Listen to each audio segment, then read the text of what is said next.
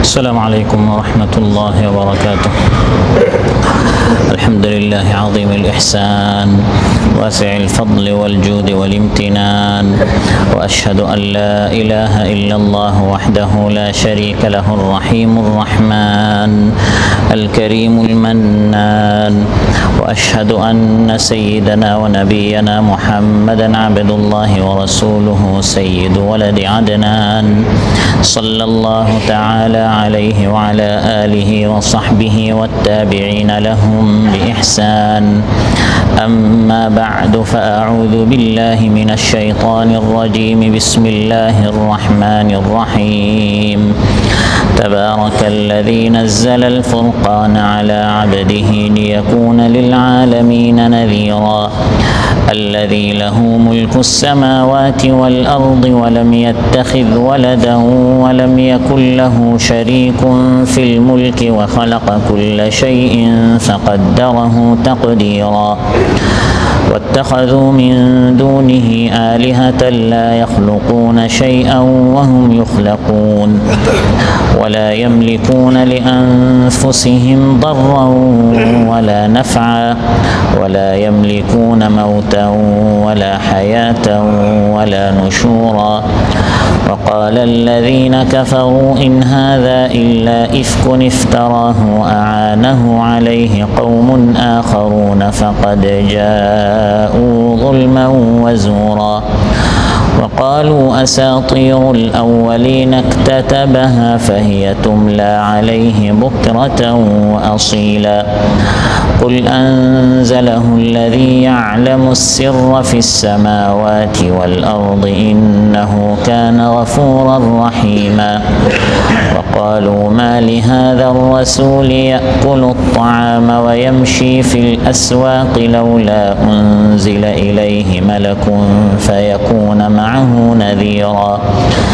أو يلقى إليه كنز أو تكون له جنة يأكل منها. وقال الظالمون إن تتبعون إلا رجلا مسحورا. انظر كيف ضربوا لك الأمثال فضلوا فلا يستطيعون سبيلا. تبارك الذي إن شاء جعل لك خيرا من ذلك جنات تجري من تحتها الأنهار ويجعل لك قصورا. আল্লাহ তাআলা ইরশাদ করেন, তিনি বরকতময়, যিনি তার বান্দার উপর ফুরকান নাজিল করেছেন যেন তিনি জগৎবাসীর জন্য সতর্ককারী হতে পারেন। নাজিল করেছেন সেই আল্লাহ এই কোরআন, এই ফুরকান, যে আল্লাহ তাআলার অধিকারে রয়েছে আসমান ও জমিনের মালিকানা, আর তিনি কোনো সন্তান গ্রহণ করেননি এবং সার্বভৌমত্বে তাঁর কোনো শরীক নেই। তিনি সব কিছু সৃষ্টি করেছেন, অতঃপর তা নিপুণভাবে নিরূপণ করেছেন। আর তারা তাকে, আল্লাহ তাআলাকে বাদ দিয়ে ইলাহ রূপে গ্রহণ করেছে অন্য কিছুকে, যারা কিছুই সৃষ্টি করে না, বরং তারা নিজেরাই সৃষ্টি হয়েছে। তারা ক্ষমতা রাখে না নিজেদের ক্ষতি বা উপকার করার, আর ক্ষমতা রাখে না মৃত্যু, জীবন ও পুনরুত্থানের উপর। আর কাফিররা বলে এটা অর্থাৎ কোরআন মিথ্যা ব্যতীত কিছু নয়। সে অর্থাৎ রাসূল সাল্লাল্লাহু আলাইহি ওয়াসাল্লাম এটা উদ্ভাবন করেছেন এবং ভিন্ন সম্প্রদায়ের লোক তাকে এ ব্যাপারে সাহায্য করেছে। অবশ্যই তারা জুলুম ও মিথ্যাচারের আশ্রয় নিয়েছে। আবার তারা অর্থাৎ কাফিররা বলে এটি অর্থাৎ কোরআন প্রাচীনকালের উপকথা যা সে লিখিয়ে নিয়েছে, এগুলো সকাল সন্ধ্যায় তার কাছে পাঠ করা হয়। হে নবী, আপনি বলুন, তা অর্থাৎ এই কোরআন তিনি নাজিল করেছেন যিনি আসমান জমিনের যাবতীয় গোপন বিষয়ে অবগত আছেন। তিনি বড়ই ক্ষমাশীল, অতি দয়ালু। আবার তারা অর্থাৎ কাফিররা বলে এ কেমন রাসূল যে আহার করে এবং হাটে বাজারে চলাফেরা করে, তার কাছে কোনো মালাক অর্থাৎ ফেরেশতা কেন অবতীর্ণ করা হলো না যে তার সাথে থাকত সতর্ককারী রূপে। অথবা তাকে ধনভাণ্ডার ঢেলে দেয়া হয় না কেন, অথবা তার জন্য একটি বাগান হয় না কেন যা থেকে সে খেতে পারে? জালিমরা বলে, তোমরা শুধু এক জাদুগ্রস্ত লোকের অনুসরণ করছো। হে নবী, দেখুন তারা আপনার কেমন উপমা দেয়।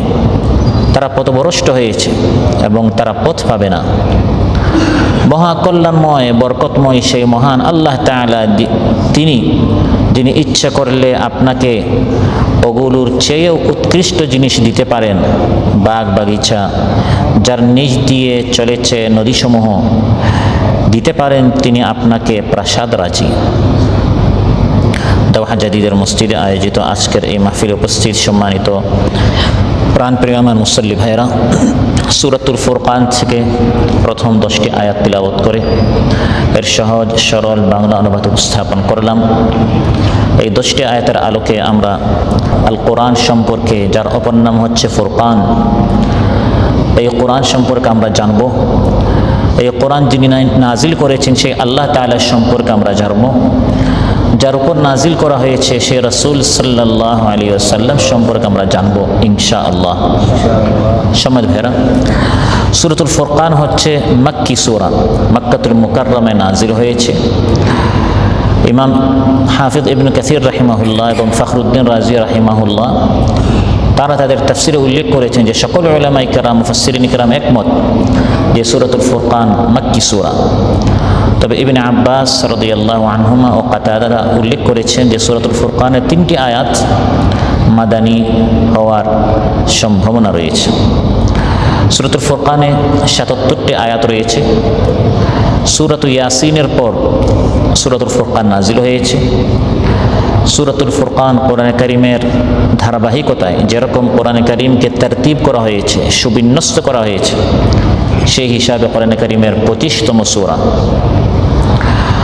সূরাতুল ফুরকানের শুরুতে আল্লাহ তাআলা তাঁর প্রশংসা করেছেন, তাবারাকাল্লাযী নাযালাল ফুরকান, সেই সত্তা হচ্ছে মহান বরকতময় যিনি এই কোরআন নাজিল করেছেন। প্রথম কয়েকটি আয়াতে সেই নাজিলকারী আল্লাহ তাআলা তাঁর নিজের প্রশংসা করেছেন যে আসমান সমূহ জমিনের রাজত্ব হচ্ছে তার, তিনি সব কিছু সৃষ্টি করেছেন, তিনি একক স্রষ্টা। তারপর এই সূরার শুরুতে আল্লাহ তাআলা কাফির মুশরিকদের কোরআনের বিরুদ্ধে বেশ কিছু অভিযোগ, আপত্তি, প্রশ্ন উল্লেখ করে এগুলো খণ্ডন করেছেন, জবাব দিয়েছেন। তারপর এই সকল কাফির মুশরিকদের যারা কোরআন মানে না, কিয়ামতের দিন তাদের কেমন করুণ পরিণতি হবে সূরাতুল ফুরকান আল্লাহ তাআলা উল্লেখ করেছেন। তারা জাহান্নামে যাবে এবং সেখানে তারা আফসোস করবে কেন এই কোরআন মানল না। অপর পৃষ্ঠায় যারা ঈমানদার তারা কিয়ামতের দিন কেমন সফল হবে সেটি আল্লাহ তাআলা এই সূরায় উল্লেখ করেছেন। পাশাপাশি আগের নবীদের কথা, যারা নবীদের কথা মেনেছিল সেই ঈমানদারদের কেমন তারা সফল হয়েছে এবং যারা আগের নবীদেরকে মানে নাই তারা কীরকম ধ্বংস হয়েছে সেটাও আল্লাহ তাআলা পরবর্তীতে আলোচনা করেছেন। এবং রাসূল সাল্লাল্লাহু আলাইহি সাল্লামকে সম্বোধন করে আল্লাহ তাআলা সান্ত্বনা দিয়েছেন, হে নবী, আজ যেমন আপনাকে নিয়ে মশকারি করা হচ্ছে কারণ আপনি কোরআনের ঝান্ডা উত্তোলন করেছেন, এটা প্রথম নয়, বরং আপনার আগেও নবীদের সাথে এমন আচরণ করা হয়েছিল। তারপর আল্লাহ তাআলা এই সূরায় তার বিভিন্ন আয়াত, নিদর্শনাবলী উল্লেখ করেছেন সূর্য সম্পর্কে, ছায়া সম্পর্কে, রাত দিন সম্পর্কে, ঘুম সম্পর্কে, বাতাস সম্পর্কে, পানি সম্পর্কে, দুই সমুদ্রের মাঝখানে যে অদৃশ্য আড়াল রয়েছে ইত্যাদি আল্লাহর বিভিন্ন সৃষ্টি সম্পর্কে, নিয়ামত সমূহ, নিদর্শন সমূহ সম্পর্কে আল্লাহ তাআলা আলোচনা করেছেন। সূরার শেষে আল্লাহ তাআলা ইবাদুর রহমান, রহমানের যারা বান্দা, ঈমানদারদের সিফাত, গুণাবলী, চরিত্র, বৈশিষ্ট্য, কোয়ালিটি সম্পর্কে আল্লাহ তাআলা আলোচনা করেছেন। সূরা শুরু হচ্ছে আল্লাহ তাআলা ইরশাদ করেন, তাবারাকাল্লাযী নাযালাল ফুরকানা আলা আবদিহি লিয়াকুনা লিল আলামিনা নাযীরা। তাবারাকা, সেই সত্তা বরকতময়, তাবারাকা আল্লাযী, যিনি নাযালাল ফুরকান, ফুরকান নাজিল করেছেন আলা আবদিহি, তার বান্দার উপর। তাবারাকা এই শব্দটি কোরআন কারিমে 9 বার এসেছে। কতবার এসেছে? সূরাতুল ফুরকানের শুরুতে এসেছে, এভাবে আরও 8 বার, মোট 9 বার কোরআন কারিমে এই শব্দটি এসেছে। তাবারাকা এই শব্দটি আরবি বারাকাহ শব্দ থেকে এসেছে। বরকত আমরা বলি, বরকত থেকে বারাকাহ এসেছে। এই বারাকাহ জিনিসের অর্থ কি? বারাকাহ বা বরকত এর অর্থ হচ্ছে কল্যাণ, বৃদ্ধি, সমৃদ্ধি, বিপুলতা, প্রাচুর্য, স্থায়িত্ব, দৃঢ়তা, অটলতা, অনিবার্যতা, এগুলো হচ্ছে বারাকাহ এর অর্থ। এই বারাকাহ থেকে, বারাকাহ ধাতু থেকে যখন তাবারাকা এর ক্রিয়াপদ তৈরি করা হয়, তাবারাকার অর্থ তো তখন দাঁড়ায় চরম প্রাচুর্য, বর্ধমান প্রাচুর্য, চূড়ান্ত পর্যায়ের স্থায়িত্ব।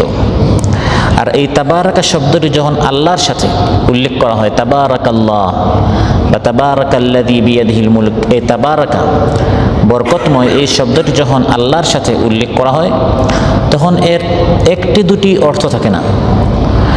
এর অর্থ এক শব্দ দ্বারা তো দূরের কথা, এক বাক্য দ্বারা তো দূরের কথা, এক প্যারা দ্বারা, পুরা একটি পৃষ্ঠা দ্বারাও এই তাবারাকা শব্দের অর্থ করা সম্ভব নয়। এত ব্যাপক অর্থ দাঁড়ায়।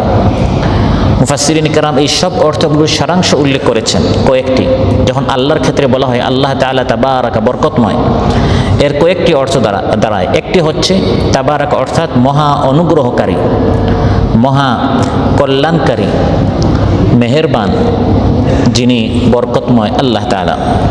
এই কথাটা কোরআন কারীমের বিভিন্ন জায়গায় আল্লাহ তাআলা উল্লেখ করেছেন। যেমন সূরাতুর রহমানের শেষের আয়াতে আল্লাহ তাআলা বলেন, ফাবিআইয়ি আলাই রাব্বিকুমা তুকাযযিবান তাবারাকাসমু রাব্বিকা যিল জালালি ওয়াল ইকরাম। তাবারাকার বেশ কয়টি অর্থের মধ্যে প্রথম অর্থ বলেছি তাবারাক অর্থাৎ বড়ই মেহেরবান। সূরাতুর রহমানের এক একটি আয়াতে আল্লাহ তাআলা তার এক একটি মেহেরবানির কথা, এক একটি অনুগ্রহের কথা, এক একটি দয়ার কথা উল্লেখ করেছেন। তারপর বলেছেন, হে জিন্নাত ও ইনসান, তোমরা তোমাদের রবের কোন দয়াকে অস্বীকার করবে?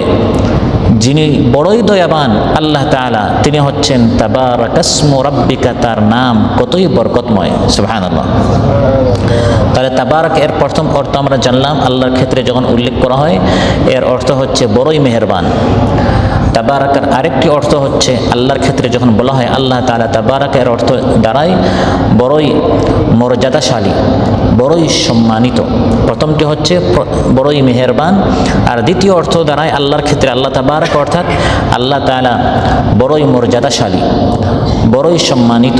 কারণ পৃথিবী এবং আকাশে আসমানে আল্লাহর চেয়ে বড় রাজত্বওয়ালা, শানওয়ালা, বাদশাহীওয়ালা আর কেউ হতে পারে না। এই অর্থটি আমরা সূরাতুল মুলকের প্রথম আয়াতে দেখতে পাই।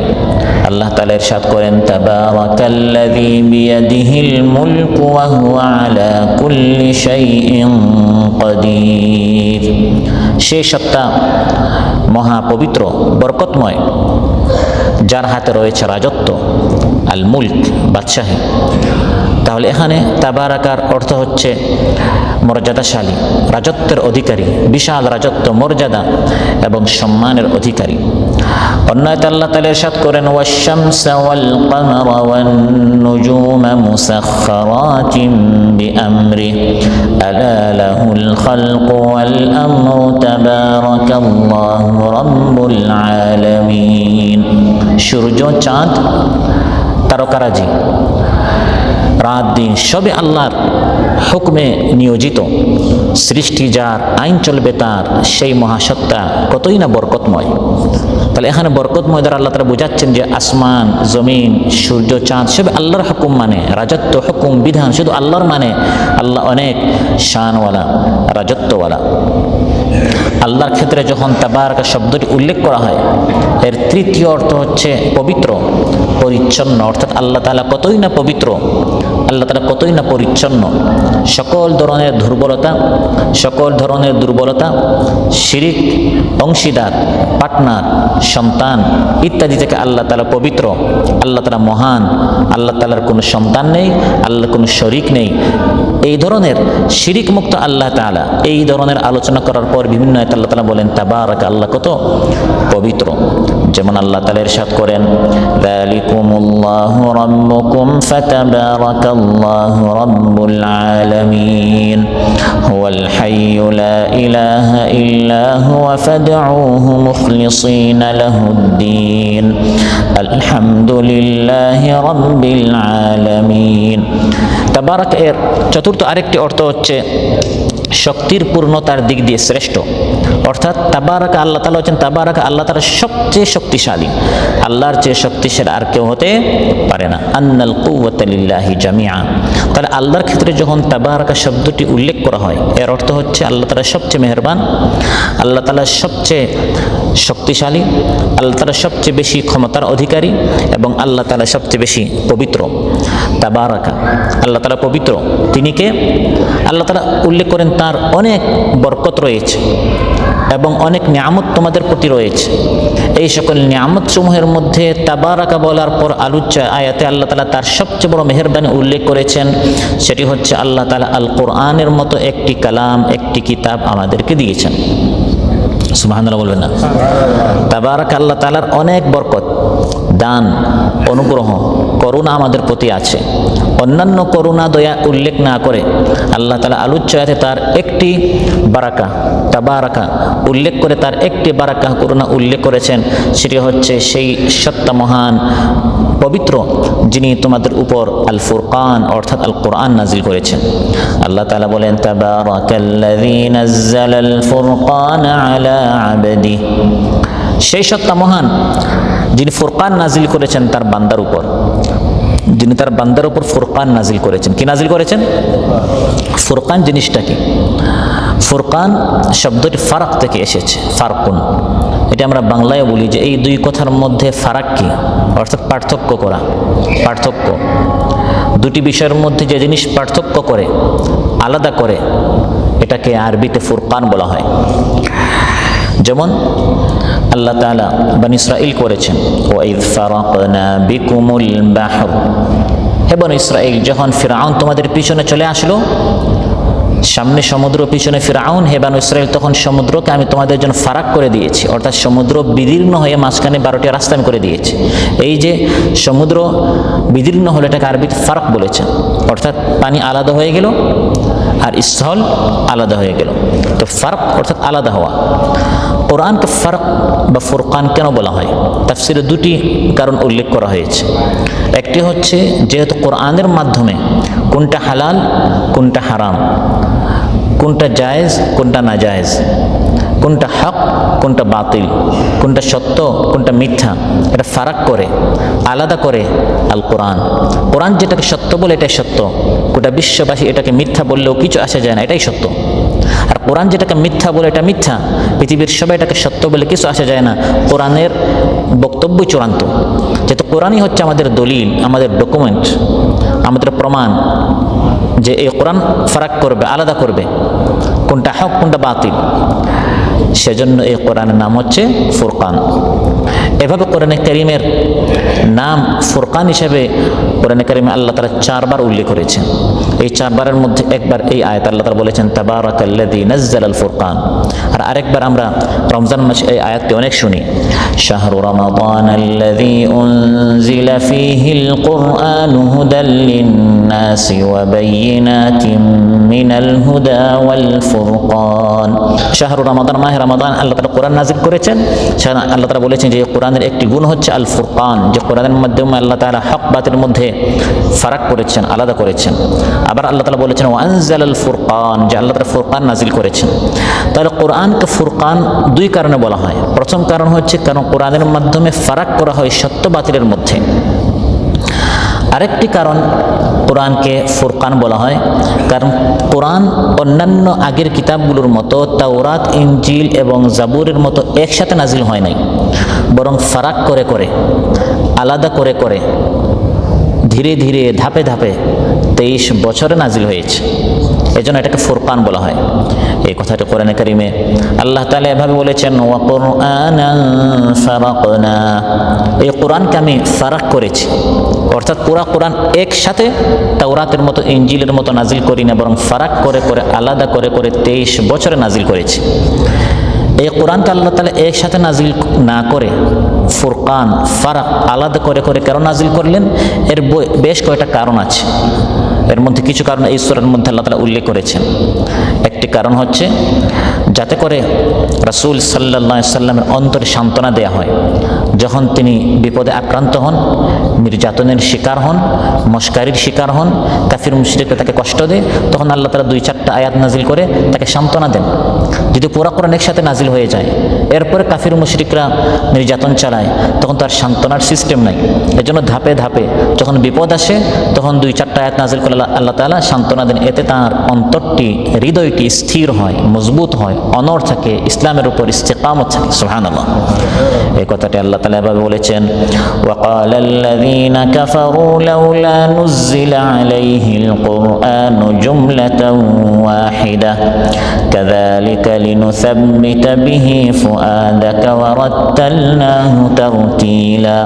এটি হচ্ছে একটা কারণ, কোরআনকে আল্লাহ তাআলা আলাদা আলাদা করে নাজিল করেছেন, যাতে করে যখন সমস্যা তখন সমাধান, সব সমাধান একসাথে নাজিল করে ফেললে ওই সমস্যার সময় সমাধানটা খুঁজে পাওয়া যাবে না।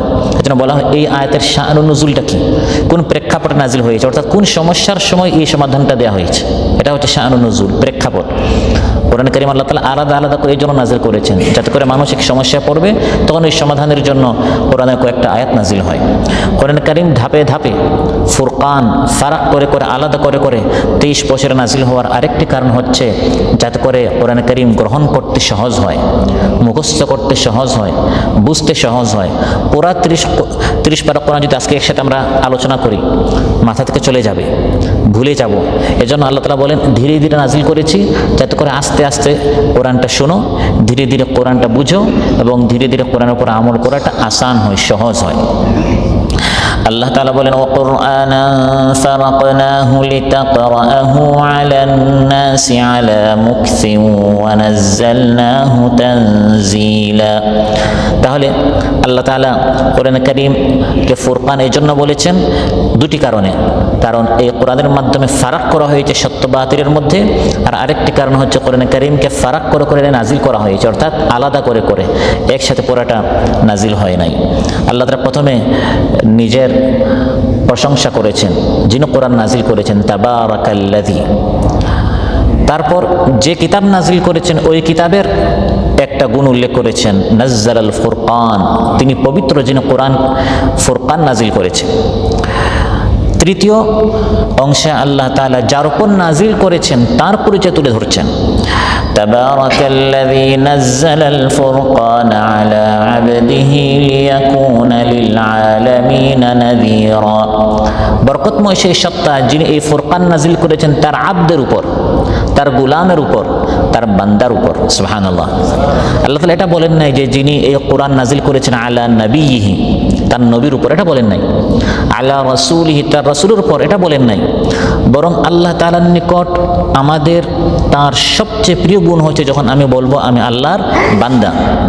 এজন্য আল্লাহ তাআলা তার প্রিয় বান্দাদেরকে যখন পরিচয় করিয়ে দেন তখন বলেন তিনি হচ্ছেন আমার বান্দা। আর আল্লাহর নিকট সবচেয়ে প্রিয় মাহবুব হচ্ছেন রাসূলুল্লাহ সাল্লাল্লাহু আলাইহি ওয়াসাল্লাম। এজন্য রাসূল সাল্লাল্লাহু আলাইহি ওয়াসাল্লামের পরিচয় আমাদের সামনে তুলে ধরছেন, যার উপর আমি কোরআন নাজিল করেছি, ফুরকান নাজিল করেছি, শুনো তিনি কে, তিনি হচ্ছেন আমার আবদ, তিনি হচ্ছেন আমার বান্দা। শুধু এই আয়াতে নয়, কোরআনে কারীমের বিভিন্ন আয়াতে আল্লাহ তাআলা তার নবীর পরিচয় যখন দিয়েছেন তখন বলেছেন তিনি আমার বান্দা। যেমন সূরাতুল ইসরার প্রথম আয়াত, এখানে আমরা আলোচনা করেছিলাম ইসরা মিরাজ সম্পর্কে। সেই প্রথম আয়াতে আল্লাহ তাআলা ইসরা কাকে দিয়ে আল্লাহ তাআলা করিয়েছেন পরিচয় দিচ্ছেন, সুবহানাল্লাযী আসরা বিআবদিহি, তিনি পবিত্র যিনি তার আবদ, তার বান্দাকে নিয়ে ইসরা করিয়েছেন। এটা বলেন যে তার নবীকে দিয়ে ইসরা করিয়েছেন। ফাআউহা ইলা আবদিহি মা আউহা, আল্লাহ তাআলা তার বান্দার উপর যা ওহী করার তা ওহী করেছেন। সহিহ বুখারীতে এসেছে, রাসূল সাল্লাল্লাহু আলাইহি ওয়াসাল্লাম ইরশাদ করেন, লা তুতরুনি কামা আতরাতিন নাসারা ইবনে মারইয়াম ফাইন্নামা আনা আবদু ফাকুলু আবদুল্লাহি ওয়া রাসূলুহু। খ্রিস্টানরা তাদের নবীকে উঠাতে উঠাতে ঈসা আলাইহিস সালামকে আল্লাহর সন্তান বানিয়েছে, তোমরা আমাকে, আমি নবীকে আল্লাহর সন্তান বানিও না, শুনো আমার পরিচয় কি, আমি হচ্ছে আল্লাহর বান্দা এবং আল্লাহর রাসূল। অতএব রাসূল সাল্লাল্লাহু আলাইহি ওয়াসাল্লামের শ্রেষ্ঠ পরিচয় হচ্ছে তিনি আল্লাহর বান্দা। ওয়া আন্নাহু লাম্মা কামা আবদুল্লাহি ইয়াদউহু কাদু ইয়াকুনুনা আলাইহি লিবাদা। যখন আল্লাহর বান্দা মসজিদে দাঁড়ালেন ইবাদত করার জন্য, কাফিররা তার উপর ঝাঁপিয়ে পড়তে চাইলো, আল্লাহ তাআলা এভাবে বলেছেন তিনি হচ্ছেন আমার বান্দা। মুসনাদ আহমদে এসেছে যে জিবরিল আলাইহিস সালাম একদিন বসা ছিলেন, হঠাৎ উপরের দিকে তিনি তাকালেন এবং বললেন, ইয়া রাসূলুল্লাহ, ওই যে একজন ফেরেশতা আসছেন, হাদাল মালাক মা নাযালা মুনযু খুলিকা ক্বাবলা আস-সাআ।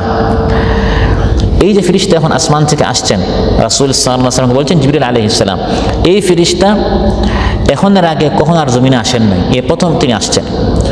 তিনি এসে বললেন, ইয়া মুহাম্মদ আরসালানি ইলাইকা রাব্বুক, হে মুহাম্মদ সাল্লাল্লাহু আলাইহি ওয়াসাল্লাম, আপনার রব, আমি ফেরেশতা, আমাকে আপনার নিকট পাঠিয়েছেন এটা আপনাকে প্রশ্ন করার জন্য। আমালিকান আজআলুকা আম আবদান রাসূলা।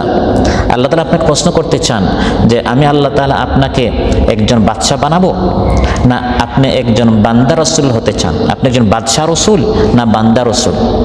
একজন আল্লাহর বান্দা রাসূল হিসেবে থাকতে চান না বাদশা রাসূল হতে চান? তখন জিবরিল আলাইহিস সালাম ইশারা করলেন ওই ফেরেশতার উত্তর দেওয়ার জন্য, তাওয়াদা লিরাব্বিকা ইয়া মুহাম্মদ, হে হাবিব, আপনি আপনার রবের সামনে বিনয়ী হন। তখন মহানবী সাল্লাল্লাহু আলাইহি ওয়াসাল্লাম বললেন, বাল আবদান রাসূলা, আমি বাদশা রাসূল নয়, আমি বান্দা রাসূল হতে চাই। সুবহানাল্লাহ। তাহলে মহানবী সাল্লাল্লাহু আলাইহি ওয়াসাল্লামের শ্রেষ্ঠ পরিচয় হচ্ছে তিনি আল্লাহর আবদ ছিলেন, এবং কোন নবী কোন রাসূল নিজেকে আল্লাহর বান্দা হিসাবে পরিচয় দিয়ে তারা লজ্জা পেতেন না, অহংকারী করতেন না, বরং এটা আমার গর্বের বিষয়, খুশির বিষয় যে আমি আল্লাহর গোলাম, আমি আল্লাহর বান্দা। যেমন ঈসা আলাইহিস সালাম সম্পর্কে আল্লাহ তাআলা বলেন, লা ইয়াস্তানকিফাল মাসীহু আন ইয়াকুনা আবদাল লিল্লাহি ওয়ালাল মালাইকাতুল মুকাররাবুন। ঈসা আলাইহিস সালাম আর নৈকট্যপ্রাপ্ত ফেরেশতা কেউই নিজেকে আল্লাহর বান্দা বলতে তারা লজ্জাবোধ করেন না, বরং আমি আল্লাহর বান্দা, এটা খুশির বিষয়। অতএব নবীকে আল্লাহর বান্দা বললে, মানুষ বললে ছোট হয়ে যাবে, বিষয়টা এমন নয়, বরং আল্লাহ নিজে পরিচয় দিচ্ছেন তিনি হচ্ছেন আল্লাহর বান্দা। আর রাসূল সাল্লাল্লাহু আলাইহি ওয়াসাল্লাম খুশি হতেন, তিরমিজিতে এসে তিনি বলতেন, আল্লাহুম্মা আহিনি মিসকিনান ওয়া আমিতনি মিসকিনান ওয়াহশুরনি ফি জুমরাতিল মাসাকিন। হে আল্লাহ, আমি মিসকিন হিসাবে থাকতে চাই, মিসকিন হিসাবে মরতে চাই, মিসকিনদের সাথে কিয়ামতের দিন যেন আমার হাসর হয়। মিসকিন, আল্লাহর বান্দা, আল্লাহর বিনয়ী বান্দা, সেই হিসাবে তিনি তাকে পরিচয় তিনি দিতেন। আয়াতের শেষে আল্লাহ তাআলা বলেছেন, আল্লাহ তাআলা তার আবদ রাসূল সাল্লাল্লাহু আলাইহি ওয়াসাল্লামের উপর এই কোরআন কেন নাজিল করেছেন? লিয়াকুনা লিল আলামিনা নাযীরা, যাতে করে রাসূল সাল্লাল্লাহু আলাইহি ওয়াসাল্লাম গোটা বিশ্ববাসীর জন্য তিনি সতর্ককারী হন, যাতে করে এই রাসূল, আমার এই বান্দা, গোটা বিশ্ববাসীর জন্য তিনি সতর্ককারী হন। বিশ্ববাসীর জন্য আল্লাহ তাআলা বলেছেন লিল আলামিন, আল্লাহ তাআলা বলেন নাই লিল আরব, আরববাসীর জন্য, বা লিকাউমিহি, তার কওমের জন্য, বা লিআহলি জামানিহি, তার জামানাবাসীর জন্য, বরং বলেছেন আমি আমার বান্দার প্রতি এই কোরআন নাজিল করেছি যাতে করে আমার বান্দা, আমার হাবিব সাল্লাল্লাহু আলাইহি ওয়াসাল্লাম গোটা বিশ্ববাসীর জন্য সতর্ককারী হন। তাহলে আমার নবী কোনো কওমের নন, আমার নবী কোনো নির্দিষ্ট জামানার বা নির্দিষ্ট এলাকার বা নির্দিষ্ট কোনো জাতির জন্য তাকে আল্লাহ তাআলা নবী করে পাঠাননি। কোরআনের দাওয়াত আর রাসূল সাল্লাল্লাহু আলাইহি ওয়াসাল্লামের রিসালাত, এটি কোনো নির্দিষ্ট দেশের জন্য বা নির্দিষ্ট কোনো এলাকাবাসীর জন্য বা নির্দিষ্ট কোনো ভাষাভাষীর জন্য বা নির্দিষ্ট কোনো জামানার জন্য নয়, বরং আমার নবী হচ্ছেন সকল জামানার, সর্বকালের, সর্বযুগের, সর্বস্থানের জন্য আমার নবী হচ্ছেন নবী রাসূল। আর এই কোরআন হচ্ছে সকল জামানার জন্য আল্লাহর পক্ষ থেকে নাজিলকৃত হিদায়াতের কালাম।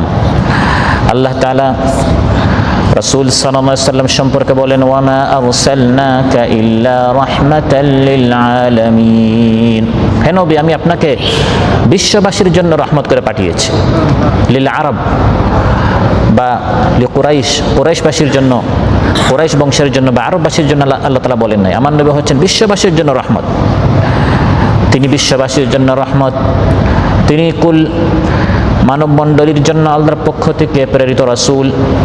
আল্লাহ তাআলা ইরশাদ করেন, কুল ইয়া আইয়ুহান নাসু ইন্নী রাসূলুল্লাহি ইলাইকুম জামিআ। হে নবী, আপনি বলুন, নিজের পরিচয় আপনি তুলে ধরুন। ইন্নী রাসূলুল্লাহ, আমি আল্লাহর পক্ষ থেকে প্রেরিত রাসূল, ইলাইকুম জামিআ, তোমাদের সকলের জন্য, সকল মানব মণ্ডলীর জন্য। বুখারী মুসলিমে এসেছে, ক্বালা রাসূলুল্লাহি সাল্লাল্লাহু আলাইহি ওয়াসাল্লাম, কানা কুল্লু নাবিয়্যিন ইউবআসু ইলা কওমিহি খাসসাতান ওয়া বুইসতু ইলা কুল্লি আহমার ওয়া আসওয়াদ। আগের নবীরা নির্দিষ্ট কোনো জাতির জন্য তাদেরকে নবী করে পাঠানো হতো, যেমন ওয়া ইলা আদিন আখাহুম হুদা ওয়া ইলা সামুদা আখাহুম সালিহা ওয়া ইলা মাদিয়ানা আখাহুম শুআইবা। মাদিয়ানবাসীর জন্য শুআইব আলাইহিস সালাম, আদের জন্য হুদ আলাইহিস সালাম, কওমে নূহের জন্য নূহ আলাইহিস সালাম, কওমে লূতের জন্য লূত আলাইহিস সালাম। কিন্তু আমার নবী কি শুধু কুরাইশের জন্য, শুধু আরবের জন্য, শুধু সেই 1400 বছর আগের লোকদের জন্য? আমার নবী বলেন না, বুইসতু ইলা কুল্লি আহমার ওয়া আসওয়াদ, প্রত্যেক লাল কালো, সকল বর্ণের, সকল রঙের, সকল জামানার, সকল এলাকার লোকদের জন্য আল্লাহ তাআলা আমাকে নবী রাসূল করে পাঠিয়েছেন। রাসূল সাল্লাল্লাহু আলাইহি সাল্লাম যেমন হচ্ছেন লিল আলামিনা নাযীরা, বিশ্ববাসীর জন্য সতর্ককারী, তার উপর যে কালাম নাজিল হয়েছে আল কোরআনও কোনো নির্দিষ্ট কালের জন্য নয়, আল কোরআন কোনো নির্দিষ্ট জামানার জন্য নয়, বরং আল কোরআন হচ্ছে, আল্লাহ তাআলা কোরআনের মধ্যে বলছেন, এই কোরআনের দাওয়াত হচ্ছে সর্বকালের সর্বযুগের সকল মানুষের সকল সমস্যার সমাধান এই কোরআনের মধ্যে রয়েছে। কোরআনে কারিমে আল্লাহ তাআলা ইরশাদ করেন কোরআন সম্পর্কে, ইন হুয়া ইল্লা যিকরা লিল আলামিন, এই কোরআন হচ্ছে যিকরা, উপদেশ, তাদের জন্য, লিল আলামিন, বিশ্ববাসীর জন্য। অতএব এই দাওয়াত কোরআনের মধ্যে আল্লাহ তাআলা যা নাজিল করেছেন, আর আমার নবী যে দাওয়াত নিয়ে এসেছেন, যে রিসালাত নিয়ে এসেছেন, এটি কেবলমাত্র সেই যুগের জন্য নয়, বরং ভবিষ্যতের সকল যুগের জন্য, আজ, কাল, আগামী কিয়ামত পর্যন্ত। আমার নবী সেই যুগের লোকদেরকে বলছেন, ওয়া উহিয়া ইলাইয়া হাযাল কুরআনু লিউনযিরাকুম বিহি ওয়া মান বালাগ, আমার প্রতি এই কোরআন ওহী করা হয়েছে যাতে করে তোমরা এখন যারা আমার সামনে আছো তোমাদেরকেও আমি সতর্ক করি, ওয়া মান বালাগ, ভবিষ্যতে যারা আসবে কিয়ামত পর্যন্ত যাদের নিকট এই আওয়াজ পৌঁছবে, এই দাওয়াত পৌঁছবে, সবাইকে সতর্ক করার জন্য আল্লাহ তাআলা আমার প্রতি এই কোরআন নাজিল করেছেন, লিল আলামিন, বিশ্ববাসীর জন্য। এই কোরআন আল্লাহ তাআলা নাজিল করেছেন তার বান্দার প্রতি, রাসূল সাল্লাল্লাহু আলাইহি সাল্লামের প্রতি, যাতে করে তিনি বিশ্ববাসীর জন্য কি হন? আল্লাহ তাআলা বলেন যাতে করে তিনি সতর্ককারী হন। কি হন? সতর্ককারী। লিল আলামিনা নাযীরা, নাযীরা, যাতে করে তিনি বিশ্ববাসীর জন্য নাযীর হন। নাযীরকে বাংলায় বলা হয় সতর্ককারী, সাবধানকারী। তিনি সতর্ক করছেন কোন একটি জিনিস থেকে আমার নবী সতর্ক করার জন্য আল্লাহ তাআলা তাকে পাঠিয়েছেন। তার গুণগত এক নাম হচ্ছে নাযীর, আর এক নাম হচ্ছে বাশীর, আল বাশীরুন নাযীর। কোরআনে কারিমে আল্লাহ তাআলা ইরশাদ করেন, ইয়া আইয়ুহান নাবিয়্যু ইন্না আরসালনাকা শাহিদান ওয়া মুবাশশিরান ওয়া নাযীরা। হে নবী, আমি আপনাকে পাঠিয়েছি মুবাশশিরান ওয়া নাযীরা, সুখবর দেওয়ার জন্য আর সতর্ক করার জন্য। জান্নাতের সুখবর, আল্লাহর রহমতের সুখবর, আর জাহান্নাম থেকে, আযাব থেকে, শাস্তি থেকে সতর্ক করার জন্য। ওয়ামা আরসালনাকা ইল্লা কাফাতাল লিন্নাসি বাশীরান ওয়া নাযীরা ওয়ালাকিন্না আকসারান নাসি লা ইয়ালামুন। হে নবী, কাফাতাল লিন্নাস, সকল মানুষের জন্য আমি আপনাকে পাঠিয়েছি, বাশীরান, সুখবর দেওয়ার জন্য, ওয়া নাযীরান, এবং সতর্ক করার জন্য। রাসূল সাল্লাল্লাহু আলাইহি সাল্লাম এসে সতর্ক করেছেন, আর কোরআনের মধ্যে আল্লাহ তাআলা সতর্ক বাণী নাজিল করেছেন। এরপরে কিয়ামতের দিন যদি কেউ বলে আমাকে কেউ সতর্ক করে নাই, জাহান্নামে এসে আমি আটকা পড়ে গিয়েছি, জাহান্নামের আগুন হঠাৎ আমি চলে এসেছি, আমাকে কেউ সতর্ক করে নাই, এই কথা বললে কি কিয়ামতের দিন বাঁচা যাবে? আজ কোরআনের মধ্যে আল্লাহ তাআলা বলে দিয়েছেন, কিয়ামতের দিন জাহান্নামীরা চিৎকার করে করে আর্তনাদ করবে, ওয়াহুম ইয়াসতারিখুনা ফিহা, তারা জাহান্নামে চিৎকার করবে। আর বলবে রব্বানা আখরিজনা না'মাল সালিহান গায়রাল্লাযী কুন্না না'মাল, হে আল্লাহ আমাদেরকে জাহান্নাম থেকে বের করুন, এবার আমরা দুনিয়াতে গেলে আগের মতো খারাপ কাজ করব না, এবার আমরা দুনিয়াতে গেলে ভালো কাজ করব। তখন তাদেরকে জবাবে বলা হবে আওয়ালাম নুআম্মিরকুম মা ইয়াতাযাক্কারু ফীহি মান তাযাক্কারা ওয়া জাআকুমুন নাযীর। এখন তোমরা চিৎকার করছো কেন, আর্তনাদ করছো কেন, আবদার করছো কেন? আমি কি তোমাদেরকে যথেষ্ট অবকাশ দেই নাই, বয়স দেই নাই? 40, 50, 60, 70 বছর তুমি বয়স পেয়েছো, সেখানে তো তুমি উপদেশ গ্রহণ করতে পারতে। ওয়া জাআকুমুন নাযীর, তোমাদের নিকট নাযীর, এই যে আলোচনা আল্লাহ বলেছেন লিল আলামিনা নাযীরা, তোমাদের নিকট সতর্ককারী আসে নাই? এই যে জাহান্নাম আছে, আগুন আছে, শাস্তি আছে, সাপ বিচ্ছু আছে, জাহান্নামে কঠোর স্বভাবের ফেরেশতারা শাস্তি দিবেন, এগুলো দুনিয়াতে তোমাদেরকে সতর্ক করা হয় নাই? হ্যাঁ, সতর্ক করা হয়েছিল। রাসূল সাল্লাল্লাহু আলাইহি ওয়াসাল্লামের প্রতি আল্লাহ তাআলা আয়াত নাযিল করলেন, হে হাবিব আপনি সতর্ক করুন, বিশেষ করে আপনার নিকট আত্মীয়দেরকে সতর্ক করুন। বুখারী মুসলিমের বর্ণনা, ইবনে আব্বাস রাদিয়াল্লাহু আনহু বলেন লাম্মা নাযালাত ওয়া আনদির আশিরাতাকাল আকরাবিন, যখন এই আয়াত নাজিল হলো, হে নবী আপনার নিকট আত্মীয়দেরকে সতর্ক করুন, নিকট আত্মীয়দেরকে সতর্ক করুন, নিকট আত্মীয়দের থেকে শুরু করে গোটা বিশ্ববাসীকে সতর্ক করার জন্য লিল আলামিনা নাযীরা আমার নবীকে আল্লাহ তাআলা পাঠিয়েছেন। তো প্রথম তিনি তার নিকট আত্মীয়দেরকে, কুরাইশকে, তার বংশের লোকদেরকে তিনি প্রথমে সতর্ক করার জন্য উদ্যোগ নিলেন। কি করলেন? সাফা পাহাড়ে তিনি উঠলেন। সাফা পাহাড়ে উঠে তিনি আরব কুরাইশের এক এক গোত্রকে আলাদা আলাদা করে নাম নিয়ে নিয়ে তিনি ডাকা শুরু করলেন। সবাই আসলো, এমনকি যে ব্যস্ত ছিল আসতে পারে না সে তার পক্ষ থেকে কোনো প্রতিনিধিকে পাঠালো। মহানবী সাল্লাল্লাহু আলাইহি ওয়াসাল্লাম তাদেরকে সতর্ক করছেন, জাহান্নাম থেকে, আযাব থেকে সতর্ক করার আগে ভূমিকা স্বরূপ তিনি তাদেরকে বলছেন আর আইতুম, বলো তো দেখে আমাকে, ইন আখবারতুকুম আন্না খাইলান তাখরুজু বিল ওয়াদি তুরিদু আন তুগীরা আলাইকুম আকুনতুম মুসাদ্দিকিয়া, আমি যদি তোমাদেরকে বলি এই সাফা পাহাড়ের পিছনে, মক্কার সবচেয়ে উঁচু পাহাড়ের মধ্যে একটা হচ্ছে সাফা পাহাড়, আমি তো এখন পাহাড়ের উপরে, আমি যদি এখন তোমাদেরকে বলি সাফা পাহাড়ের পিছনে কোনো শত্রু তোমাদের উপর আক্রমণ করতে চাচ্ছে, তোমরা কি আমার কথা বিশ্বাস করবে? তখন সবাই এক বাক্যে বলল অবশ্যই আমরা আপনার কথা বিশ্বাস করব, কারণ বিগত 40 বছর আমরা কখন আপনাকে একটি মিথ্যা কথা বলতে শুনি নাই। আগে তিনি তাদেরকে কোনো শত্রুর কথা সতর্ক হিসাবে তিনি এটা ভূমিকা স্বরূপ বললেন।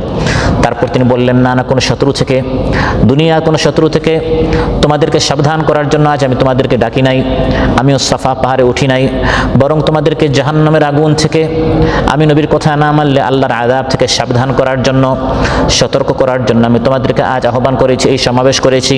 ফাইন্নী নাযীরুল লাকুম বাইনা ইয়াদাই আযাবিন শাদীদ, কঠিন শাস্তি অপেক্ষা করছে যারা আমি নবীর কথা মানবে না, আমার কোরআনের কথা মানবে না, এই সতর্ক করার জন্য আমি আজ তোমাদেরকে আহ্বান করেছি। তাহলে আমার নবীর মূল কাজগুলোর মধ্যে একটি হচ্ছে তিনি সতর্ক করেন, সাবধান করেন। এরপরে যদি কেউ গর্তে পড়ে যায়, এরপরে যদি কেউ আগুনে পতিত হয়ে যায়, এটা তার দোষ, এটা আমার নবীর দোষ নয়, আমার নবীর ত্রুটি নয়, বরং যে পতিত হবে, যে গর্তে পড়বে, যে ধ্বংস হবে, তারই দোষ। কারণ আমার নবী বাল্লাগার রিসালা ও আদ্দাল আমানা ও নাসাহাল উম্মাহ, তিনি গোটা রিসালা মেসেজ মানুষের নিকট পৌঁছে দিয়েছেন, বার্তা পৌঁছে দিয়েছেন, আমানত তিনি আদায় করেছেন, তিনি কোনো কিছু গোপন করেন নাই। আল্লাহ তাআলা যে তাকে 30 পারা কোরআন দিয়ে পাঠিয়েছেন, সব কিছু তিনি খুলে খুলে ব্যক্ত করেছেন, বলে দিয়েছেন। লিল আলামিনা নাযীরা, এভাবে আল্লাহ তাআলা আমার নবীকে বিশ্ববাসীর জন্য সতর্ককারী রূপে পাঠিয়েছেন।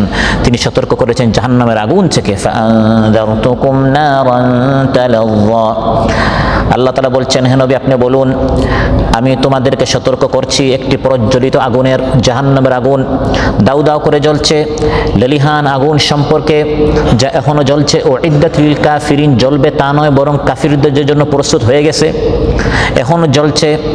যারা কাফির, অস্বীকারী, আমার কথা মানবে না, তাদের জন্য লেলিহান এবং কঠিন শাস্তি, প্রজ্বলিত আগুন অপেক্ষা করছে। এটা তোমাদেরকে সতর্ক করার জন্য আল্লাহ তাআলা আমাকে পাঠিয়েছেন। মুসনাদ আহমদ এসেছে রাসূল সাল্লাল্লাহু আলাইহি ওয়াসাল্লাম একদিন খুতবায় দাঁড়িয়ে বললেন আনযারতুকুমুন নার, আনযারতুকুমুন নার, আনযারতুকুমুন নার, 3 বার বলেছেন আমি তোমাদেরকে আগুন থেকে সতর্ক করছি, আমি তোমাদেরকে জাহান্নামের আগুন থেকে সাবধান করছি, আমি তোমাদেরকে জাহান্নামের আগুন থেকে সতর্ক করছি। এভাবে রাসূল সাল্লাল্লাহু আলাইহি ওয়াসাল্লাম যত আমাদের জন্য বিপজ্জনক, আমাদের জন্য অকল্যাণমূলক যা যা আছে তিনি সব কিছু থেকে আমাদেরকে সতর্ক করেছেন। তারপর 23 বছর বার্তা পৌঁছানোর পর, কোরআন পৌঁছানোর পর, দায়িত্ব পৌঁছানোর পর বিদায় হজে তিনি সবাইকে সাক্ষী রেখে, লক্ষাধিক সাহাবীকে সাক্ষী রেখে তিনি বললেন, আনতুম তুসআলুনা আন্নী ফামা আনতুম কাইলুন, হে আমার উম্মতিরা, কিয়ামতের দিন আল্লাহ তাআলা তোমাদেরকে আমার সম্পর্কে জিজ্ঞাসা করবেন, আমি নবী কি পুরা বার্তা তোমাদের নিকট পৌঁছে দিয়েছি কিনা, সব কিছু থেকে আমি তোমাদেরকে সতর্ক করেছি কিনা, তোমরা কিয়ামতের দিন কি সাক্ষী দিবে? তখন সকলে বলল, নাশহাদু আন্নাকা কাদ বাল্লাগতা ওয়া আদ্দাইতা ওয়া নাসাহতা, আমরা কিয়ামতের দিন সাক্ষ্য দিব যে আপনি তাবলীগ করেছেন, আমানত পৌঁছে দিয়েছেন, সকল ক্ষতিকর জিনিস থেকে, আমাদের জন্য যা যা ক্ষতিকর সব কিছু থেকে আপনি আমাদেরকে সতর্ক করেছেন। প্রিয় ভাইরা, এভাবে সূরাতুল ফুরকানের প্রথম আয়াতে আল্লাহ তাআলা রিসালাত এবং নবুয়ত, কোরআন সম্পর্কে আলোচনা করেছেন, যে আল্লাহ তাআলা কোরআন নাজিল করেছেন এবং কোরআন কার উপর নাজিল করেছেন, এই কিতাব এবং কিতাব কার উপর নাজিল হয়েছে, এই রিসালাত এবং রিসালাত কার উপর নাজিল হয়েছে, এই কোরআন এবং নবী দুইজন সম্পর্কে আলোচনা করার পর এর পরের আয়াতে আল্লাহ তাআলা পরিচয় করে দিচ্ছেন কে নাজিল করেছেন। প্রথম পরিচয় করে দিয়েছেন ওই রিসালাতের সাথে, কোরআনের সাথে। তারপর পরিচয় করে দিয়েছেন যার উপর এই রিসালাত নাজিল হয়েছে সে মেসেঞ্জার রাসূল সাল্লাল্লাহু আলাইহি ওয়াসাল্লাম সম্পর্কে, যে তিনি বিশ্ববাসীর জন্য সতর্ককারী। এরপরের আয়াতে যিনি এই রিসালাত, এই মেসেজটি পাঠিয়েছেন, মহান আল্লাহ সুবহানাহু ওয়া তাআলা। এখন আল্লাহ তাআলা তার কথা আলোচনা করেছেন, শুনো এই মেসেজটি, এই বার্তাটি, এই কোরআনটি, এই গ্রন্থটি সাধারণ কোনো সত্তার বা কোনো বস্তুর বা কোনো ব্যক্তির কোনো কালাম নয়, এটি হচ্ছে মহাসত্তা আল্লাহ সুবহানাহু ওয়া তাআলার পক্ষ থেকে নাজিলকৃত আখিরি হিদায়াতের কালাম। আল্লাহ তাআলা এবার যিনি এই কোরআন নাজিল করেছেন নিজের পরিচয় এভাবে দিচ্ছেন, আল্লাযী লাহু মুলকুস সামাওয়াতি ওয়াল আরদি ওয়া লাম ইয়াত্তাখিয ওয়ালাদা ওয়া লাম ইয়াকুল লাহু শারীকুন ফিল মুলকি ওয়া খালাকা কুল্লা শাইইন ফাকাদ্দারাহু তাকদীরা। আল্লাহ তাআলা পরের আয়াতে নিজের 4টি গুণ উল্লেখ করেছেন। কয়টি গুণ? যিনি এই কোরআন নাজিল করেছেন আল্লাহ তাআলা তার অসংখ্য অগণিত অশেষ গুণ কোরআনের মধ্যে উল্লেখ করেছেন। আল্লাহ হচ্ছেন তিনি, আল্লাহ হচ্ছেন তিনি, যিনি, যিনি, এভাবে করে করে আল্লাহ তাআলা কোরআনের মধ্যে নিজের অনেক গুণ উল্লেখ করেছেন। কোরআন কে নাজিল করেছেন? আল্লাহ বলছেন এই কোরআন নাজিল করেছেন তিনি, যিনি হচ্ছেন, এভাবে তিনি তার 4টি গুণ উল্লেখ করেছেন। শোনো, এই কোরআন কোনো সাধারণ কোনো সত্তার পক্ষ থেকে নাজিল হয় নাই। এই কোরআন নাজিল হয়েছে যার প্রথম পরিচয় হচ্ছে আল্লাযী লাহু মুলকুস সামাওয়াতি ওয়াল আরদ, যার অধিকারে রয়েছে আসমান ও জমিনের মালিকানা, যিনি জমিন ও আসমানের রাজত্বের মালিক, সার্বভৌমত্বের অধিকারী, সৃষ্টি জগতে একমাত্র আধিপত্য তার, অন্য কারো নয়। সুবহানাল্লাহ। 2 ওয়ালাম ইয়াত্তাখিয ওয়ালাদা, তিনি কোনো সন্তান গ্রহণ করেন নাই। 3 ওয়ালাম ইয়াকুল লাহু শারীকুন ফিল মুলকি, রাজত্বে তার কোনো শরীক নেই। 4 ওয়া খালাকা কুল্লা শাইইন ফাকাদ্দারাহু তাকদীরা, সব কিছু সৃষ্টি করেছেন মেপে মেপে সুন্দর করে। সেই সত্তা তোমার হিদায়াতের জন্য এই কোরআন নাজিল করেছেন। আর নবী হচ্ছেন সেই নবী যিনি হচ্ছেন আল্লাহর বান্দা, গোটা বিশ্ববাসীর জন্য সতর্ককারী হিসাবে আমি তাকে পাঠিয়েছি। কোরআনের পরিচয় দিয়েছেন যে কোরআনের এক নাম হচ্ছে ফুরকান, আর নবীর পরিচয় দিয়েছেন যে তিনি হচ্ছেন বিশ্ববাসীর জন্য সতর্ককারী, আর নিজের 4টি পরিচয় দিয়েছেন। প্রথম পরিচয় হচ্ছে আল্লাযী লাহু মুলকুস সামাওয়াতি ওয়াল আরদ, যার জন্য রয়েছে আসমান ও জমিনের রাজত্ব, সার্বভৌমত্ব, মালিকানা। এই আসমান ও জমিনের একমাত্র মালিককে, এই পরিচয় আল্লাহ তাআলা প্রথম দিয়েছেন। কোরআন সেই আল্লাহ নাজিল করেছেন। আসমান ও জমিনের রাজত্ব যে শুধু আল্লাহ তাআলার, এটা শুধু এই আয়াতে নয়, বরং কোরআনে কারীমের বিভিন্ন আয়াতে আল্লাহ তাআলা এই বিষয়টি বলে দিয়েছেন। যেমন লিল্লাহি মা ফিস সামাওয়াতি ওয়া মা ফিল আরদ, আসমান ও জমিনের রাজত্ব একমাত্র আল্লাহ তাআলার। যদি এটা আমি বিশ্বাস করে থাকি যে আসমান ও জমিনের রাজত্ব একমাত্র আল্লাহ তাআলার, এই বিশ্বাসের দাবি হচ্ছে এক, সেই আল্লাহর সামনে আমাকে মাথা নত করতে হবে। যদি আমি এটা বিশ্বাস করে থাকি যে আসমান ও জমিনের মালিক শুধু আল্লাহ তাআলা, তাহলে অন্য কোনো মালিকের আনুগত্য করার, তার হুকুম মানার, তার বিধান মানার কোনো সুযোগ আছে, কোনো অবকাশ আছে? যদি আমি অন্যের বিধান মানি তাহলে বুঝতে হবে আসলে আমি ঈমান আনি নাই, বিশ্বাস করি না যে আসমান ও জমিনের একমাত্র মালিক আল্লাহ তাআলা। শুধু আল্লাহ তাআলাই মালিক, এই বিশ্বাসের দাবি হচ্ছে শুধু আল্লাহ তাআলারই আনুগত্য করতে হবে এবং তার প্রেরিত রাসূল সাল্লাল্লাহু আলাইহি ওয়াসাল্লাম আনুগত্য করতে হবে। দ্বিতীয় দাবি হচ্ছে শুধু আল্লাহর উপর ইয়াকিন, তাওয়াক্কুল, ভরসা করতে হবে। কারণ আমার বিশ্বাস আসমান ও জমিনে যা যা সব আল্লাহ তাআলার, কেউ আমার কোনো লাভ করতে পারবে না, ক্ষতিও করতে পারবে না। শুধু আল্লাহর উপর ভরসা করে আমি চলবো। আসমান ও জমিনে যা যা সব আল্লাহ তাআলার, আল্লাহর উপর ভরসা করলে সব কিছুর ক্ষতি আল্লাহ তাআলা আমার থেকে সরিয়ে দিবেন, আর শুধু আমার লাভ হবে, উপকার হবে যদি আমি তার হুকুম মানি। অনুরূপভাবে শুধু আল্লাহ তাআলার জন্য আসমান ও জমিনের সব কিছু, এটা বিশ্বাস করলে এর দাবি হচ্ছে যদি আমার উপর কোনো বিপদ আপদ আসে, যা সিদ্ধান্ত এর উপর খুশি থাকতে হবে, সন্তুষ্ট থাকতে হবে, কারণ আমার বিশ্বাস এটি আল্লাহর সিদ্ধান্ত হয়েছে। আসমানও আল্লাহর, জমিনও আল্লাহর, আমিও আল্লাহর। আমার সন্তান আল্লাহ নিয়ে নিলেন, আমার জমিনটা আল্লাহ আমার কাছ থেকে নিয়ে নিলেন, আমার ঘরটা আল্লাহ আমার কাছ থেকে নিয়ে নিলেন, আমার স্বাস্থ্য আল্লাহ নিয়ে নিলেন। আমার কোনো দুঃখ নেই, কারণ আমিও আল্লাহর, আমার স্বাস্থ্য আল্লাহর, আমার সন্তানও আল্লাহর, আসমান জমিন সবই আল্লাহর। এখানে অসন্তুষ্ট হওয়ার, এখানে কোনো অভিযোগ করার কোনো সুযোগ নেই। এটা দাবি যদি আমি আপনি বিশ্বাস করে থাকি যে আসমান ও জমিন আল্লাহর, অতএব আল্লাহ যা সিদ্ধান্ত নেবেন এটা আমাকে মেনে নিতে হবে। তাহলে প্রথম পরিচয় যিনি কোরআন নাজিল করেছেন, আল্লাযী লাহু মুলকুস সামাওয়াতি ওয়াল আরদ, আসমান সমূহ ও জমিনের একমাত্র মালিক হচ্ছেন আল্লাহ তাআলা। এই কোরআন যিনি নাজিল করেছেন তার দ্বিতীয় পরিচয় আল্লাহ তাআলা বলছেন ওয়ালাম ইয়াত্তাখিয ওয়ালাদা, তার কোনো ওয়ালাদ নেই, তার কোনো সন্তান নেই। যুগ যুগ ধরে কাফির মুশরিক ইহুদি খ্রিস্টানেরা আল্লাহর সন্তান তারা দাবি করেছে। ইহুদিরা দাবি করলো উযাইর হচ্ছেন আল্লাহর সন্তান, ওয়াকালাতিল ইয়াহুদু উযাইরুন ইবনুল্লাহ। খ্রিস্টানরা বসে থাকে নাই, তারা বলল ওয়াকালাতিন নাসারাল মাসীহু ইবনুল্লাহ। খ্রিস্টানরা বলল মাসীহ ঈসা আলাইহিস সালাম হচ্ছেন আল্লাহর সন্তান। ইহুদি খ্রিস্টানরা আরো এক ধাপ এগিয়ে বলল শুধু উযাইর আর মাসীহ ঈসা আলাইহিস সালাম নন, আমরাও আল্লাহর সন্তান। নাউযুবিল্লাহ। এজন্য তারা বলতো আমরা হচ্ছি আল্লাহর নির্বাচিত, আল্লাহর পছন্দের জাতি। ইহুদিরা খ্রিস্টানরা নিজেদেরকে এভাবে দাবি করে। কোরআনের মধ্যে আল্লাহ বলছেন ওয়াকালাতিল ইয়াহুদু ওয়ান নাসারা নাহনু আবনাউল্লাহি ওয়া আহিব্বাউহু, নাহনু আবনাউল্লাহ, আমরা আল্লাহর সন্তান। আবার কাফির মুশরিকরা তারা বলল আমরা পিছনে বসে থাকবো কেন, আমরাও আল্লাহর সন্তান দাবি করি। তারা পৃথিবীর সকল ফেরেশতাদেরকে এক কন্যা বানালো আর বলল এই কন্যারা হলো আল্লাহর কন্যা। কোরআনের মধ্যে আল্লাহ বলছেন ওয়াজআলুল মালাইকাতাল্লাযীনা হুম ইবাদুর রাহমানি ইনাসা, পৃথিবীর যত ফেরেশতা আছে ফেরেশতাদেরকে তারা আল্লাহর কন্যা বানালো। আল্লাহ তারা প্রতিবাদ করছেন এটা কেমন বেইনসাফি একটি বন্টন, পুত্র সন্তান নিজেদের জন্য নিয়ে নিলে আর কন্যা সন্তান আমি আল্লাহকে দিলে। আলাকুমুয যাকারু ওয়া লাহুল উনসা তিলকা ইযান কিসমাতুন দীজা, পুত্র সন্তান তোমরা নিবে, কন্যা সন্তান আমি আল্লাহকে দিবে, এটা একটি বেইনসাফি বন্টন।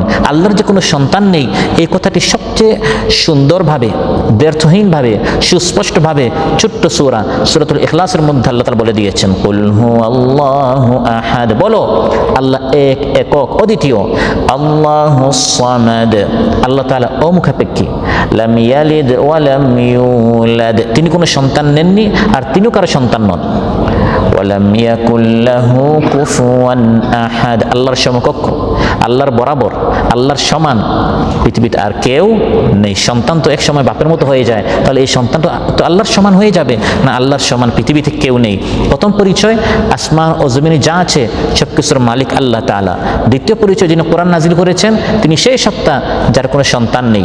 তৃতীয় পরিচয় ওয়ালাম ইয়াকুল লাহু শারীকুন ফিল মুলক, সার্বভৌমত্বে, মালিকানায় যার কোনো শরিক নেই, রাজত্বে যার কোনো অংশীদার নেই। তিনি ক্ষমতায় গিয়েছেন জুট বেঁধে নয় যে শরিকানা অন্যান্য দল আছে, বা তার কোনো মন্ত্রী মিনিস্টার নেই যে তারা তার এই ক্ষমতায় মানে তাদের কোনো অংশীদারিত্ব আছে, বা 5-10 বছর পরে অন্য দল ক্ষমতায় আসতে পারে, এভাবে কোনো সমঝোতার মাধ্যমে দেশ চালাতে হবে, তার আসমান জমিন চালাতে হবে, বিষয়টা এমন নয়। বরং তিনি এক, একক। লাম ইয়াকুল লাহু শারীকুন ফিল মুলকি, পৃথিবী পরিচালনায় তার কোনো শরিক নেই, সুবহানাল্লাহ। বরং তিনি হচ্ছেন বাচ্চাদের বাচ্চা, তিনি হচ্ছেন রাজাদিরাজ। পৃথিবীতে যারা বাচ্চা হয়, ক্ষমতার মালিক হয়, এই ক্ষমতা মূলত তারা মূল মালিক নয়, তারা হচ্ছে সাময়িক মালিক। মূল মালিক হচ্ছেন কে? কুলিল্লাহুম্মা মালিকাল মুলক, আল্লাহ হচ্ছেন মালিকদের মালিক, বাচ্চাদের বাচ্চা, শাহনশাহ, রাজাদিরাজ। তুতিল মুলকা মান তাশা, যাকে আল্লাহ চান ক্ষমতা দেন। ওয়া তানজিউল মুলকা মিম্মান তাশা, যার কাছ থেকে চান আল্লাহ তার ক্ষমতা কেড়ে নেন। অতএব যে আল্লাহ তাআলা তার কোনো সন্তান নেই, তার কোনো শরিক নেই, তিনি একমাত্র মালিক। পৃথিবীতে তার কোনো শরীক হতে পারে না। তিনি বেনিয়াজ, তিনি অমুখাপেক্ষী। পৃথিবীর সবাই তার মুখাপেক্ষী, সবাই ফকির। যে যত বড় রাজা বাচ্চা হোক, সবাই আল্লাহর সামনে কি মিসকিন, ফকির। ইয়া আইয়ুহান নাসু আনতুমুল ফুকারাউ ইলাল্লাহ। চতুর্থ পরিচয় আল্লাহ দিচ্ছেন, যিনি কোরআন নাযিল করেছেন, তার পরিচয় কি? ওয়া খালাকা কুল্লা শাইইন ফাকাদ্দারাহু তাকদীরা। আল্লাহ তাআলা সব কিছু সৃষ্টি করেছেন আর নিপুণভাবে, নিরূপণভাবে সৃষ্টি করেছেন।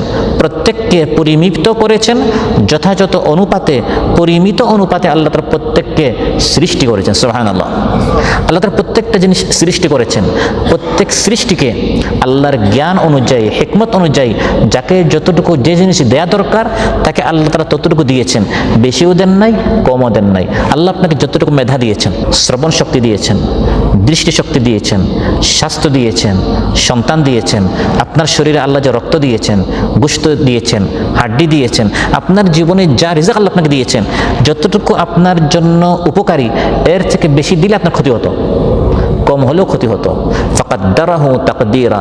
প্রত্যেকটা জিনিস আল্লাহ সৃষ্টি করেছেন মেপে মেপে, যার যতটুকু যে জিনিসের প্রয়োজন তাকে আল্লাহ তাআলা সেই জিনিস ততটুকু দিয়েছেন। আপনি আরেকজনেরটা বেশি দেখে অস্থির হয়ে যাচ্ছেন, আমারও তার মতো দরকার। আপনার তার মতো হলে আপনার ক্ষতি হতো। যেমন একজনে চায় একটু চিনি বেশি নিচ্ছে, তার তো সুগার নেই, আপনার সুগার। আপনি যদি তার মতো বেশি চিনি চান, আপনার ক্ষতি হবে কিনা? ক্ষতি হবে। সব কিছু বেশি পাওয়া ভালো নয়। আপনার জন্য যতটুকু মেধা দরকার এতটুকু আল্লাহ আপনাকে মেধা দিয়েছেন। তার 10 সন্তান, আপনি তার মতো 10 সন্তান চাচ্ছেন, আপনার জন্য ক্ষতি হবে। তার মেধা বেশি, আপনি তার মতো মেধা চাচ্ছেন, আপনার ক্ষতি হবে। আপনি এটা লোডটা আপনি সহ্য করতে পারবেন না, বরদাস্ত করতে পারবেন না। আপনি যতটুকু সহ্য করতে পারবেন আল্লাহ আপনাকে ততটুকু দিয়েছেন। আল্লাহ বলেন ওয়া খালাকা কুল্লা শাইইন। প্রত্যেকটা জিনিস আল্লাহ সৃষ্টি করেছেন ফাকাদ্দারাহু তাকদীরা, পরিমিত অনুপাতে, যথাযথ অনুপাতে প্রত্যেককে মেপে মেপে আল্লাহ তাআলা দিয়েছেন। সেই সপ্তাহে তাসবিহ পাঠ করো। সুবহানাল্লাহ।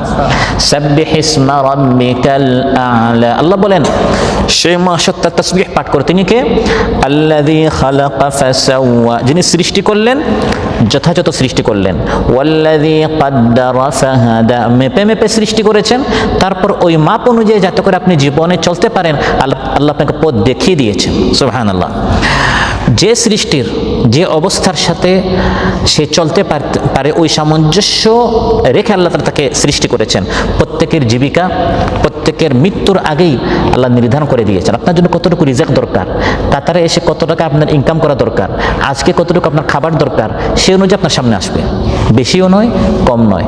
অস্থির হওয়ার কিছু নেই, টেনশন করার কিছু নেই। আল্লাহ আপনাকে সৃষ্টি করার আগে আপনার রিজিক, আমার রিজিক, প্রত্যেকের হায়াত, আমল, খুশনসিব না বদনসিব, এই 4টি জিনিস মায়ের পেটে যখন আমাদের বয়স 4 মাস তখন চূড়ান্ত হয়ে গেছে।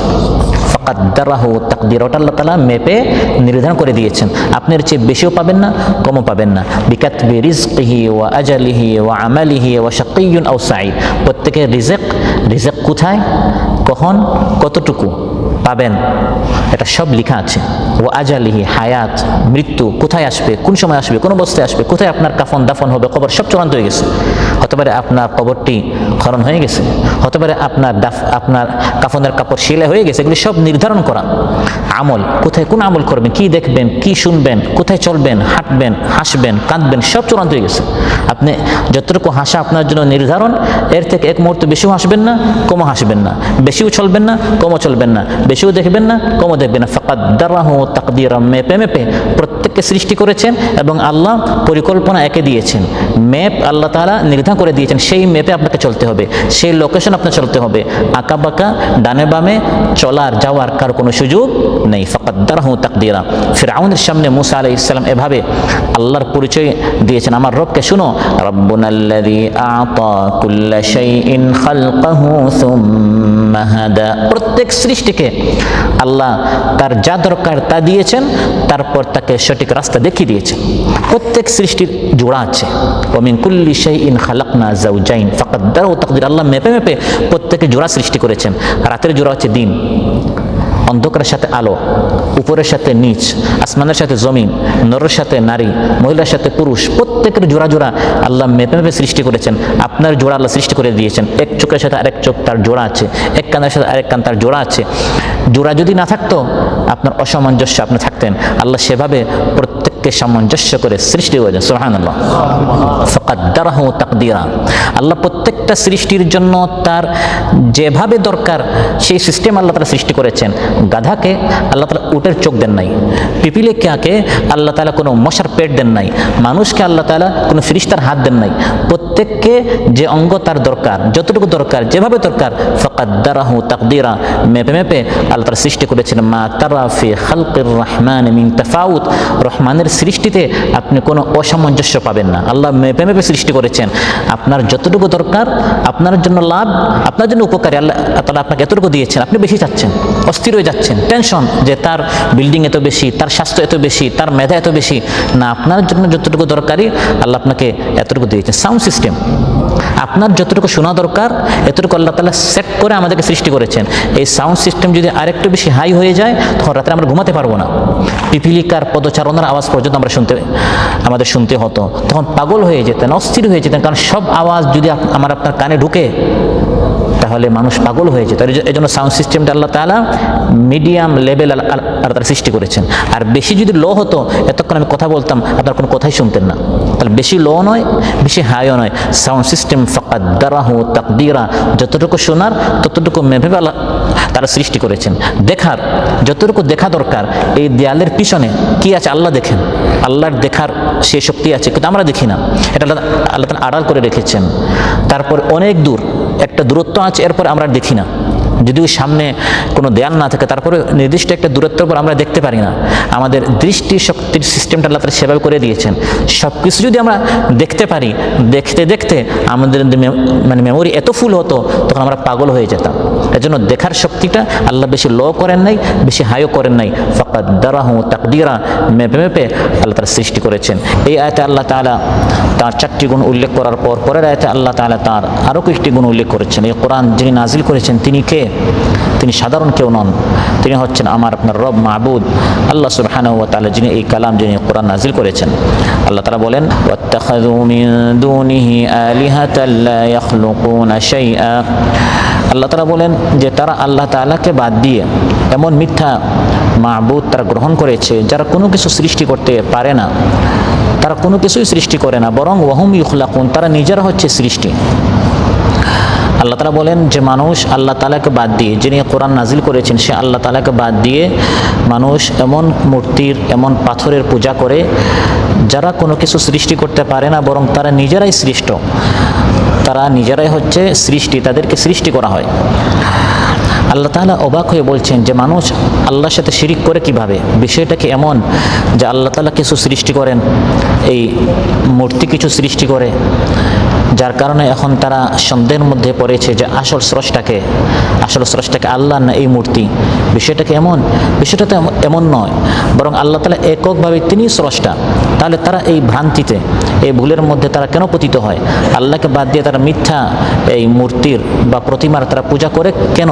এই মিথ্যা যে প্রতিমা আছে, মূর্তি আছে, মিথ্যা যে মাবুদ আছে, তারা কি কোনো কিছু সৃষ্টি করতে পেরেছে? তারা তো কোনো কিছু সৃষ্টি করতে পারে নাই। আল্লাহ তাআলা বলেন, আম জাআলু লিল্লাহি শুরাকা খালাকু কা খালকিহি ফাতাশাবাহাল খালকু আলাইহিম কুলিল্লাহু খালিকু কুল্লি শাইইন ওয়া হুয়াল ওয়াহিদুল কাহ্হার। আল্লাহ তাআলা প্রশ্ন করছেন, নাকি বিষয়টা এমন যে তারা আল্লাহর জন্য এমন কোনো শরীক সাব্যস্ত করেছে, তারা আল্লাহর জন্য এমন কিছু পার্টনার, অংশীদার সাব্যস্ত করেছে, যেমন কেউ আল্লাহর সাথে মূর্তিকে, কেউ সূর্যকে, কেউ চাঁদকে আল্লাহর শরীক বানিয়েছে। আল্লাহ বলি বিষয়টাকে এমন যে এই সকল শরীক আল্লাহর সৃষ্টির মতোই তারাও কোনো কিছু সৃষ্টি করে ফেলেছে, ফলে তাদের কাছে সৃষ্টি ও আল্লাহর সৃষ্টির মাঝে বিভ্রান্তি সৃষ্টি হচ্ছে যে আসলে কে স্রষ্টা। বিষয়টা তো এমন নয়, বরং এটা দিবালোকের মতো স্পষ্ট যে আল্লাহ তাআলা একাই স্রষ্টা। আল্লাহ ব্যতীত অন্য যাদের পূজা করা হয় তারা তো কোনো কিছুই সৃষ্টি করতে পারে না। এমনকি কোরআনের মধ্যে আল্লাহ তাআলা বলেন তারা একটা মাছিও সৃষ্টি করতে পারবে না, তারা একটা মাছিও সৃষ্টি করতে পারবে না। বিষয়টা তো স্পষ্ট। আল্লাহ তাআলা আসমান সমূহ, জমিন, কুল মাখলুকাতকে সৃষ্টি করেছেন, আর আল্লাহকে বাদ দিয়ে যাদের পূজা করা হয় তারা একটা মাছিও সৃষ্টি করতে পারে না। আল্লাহ তাআলা মানব মণ্ডলীকে ডেকে বলছেন, ইয়া আইয়ুহান নাসু দুরিবা মাসালুন ফাসতামিউ লাহু, হে মানব মানব সকল একটি দৃষ্টান্ত উপমা দেওয়া হচ্ছে, কান পেতে শোনো। সেটা কি? ইন্নাল্লাযীনা তাদউনা মিন দুনিল্লাহি লা ইয়াখলুকু যুবাবান ওয়ালাউ ইজতামাউ লাহ। তোমরা আল্লাহকে বাদ দিয়ে যাদের পূজা করছো তারা সবাই মিলে কোনো কিছু তারা সৃষ্টি করতে পারবে না, এমনকি তারা একটা মাছি, তুচ্ছ থেকে তুচ্ছ ছোট্ট একটা সৃষ্টিও তারা পয়দা করতে পারবে না। এমনকি মাছি যদি তাদের সামন থেকে, মূর্তির সামন থেকে তাদের খাবার নিয়ে যায়, তারা কোনো বাধাও দিতে পারবে না। ওয়াইয়াসলুবহুমুয যুবাবু শাইআন লা ইস্তানকিযুহু মিনহু দু'ফাত তালিব ওয়াল মাতলুব। তো আল্লাহ তাআলা হচ্ছেন একক স্রষ্টা, আর আল্লাহকে বাদ দিয়ে যাদের পূজা করা হচ্ছে তারা একটা মাছিও সৃষ্টি করতে পারবে না। এমন স্পষ্ট বিষয় থাকার পরেও তারা আল্লাহকে বাদ দিয়ে এই মিথ্যা মাবুদের পূজা করে কিভাবে? মহান স্রষ্টা, সত্য স্রষ্টা আল্লাহ তাআলা এই কোরআন নাজিল করেছেন। কোরআন যিনি নাজিল করেছেন আল্লাহ তাআলা, তিনি তার পরিচয় তুলে ধরছেন যে আল্লাহ তাআলা হচ্ছেন সত্য স্রষ্টা, তিনি হচ্ছেন হক, একমাত্র স্রষ্টা, আর কোনো খালিক, আর কোনো স্রষ্টা নেই।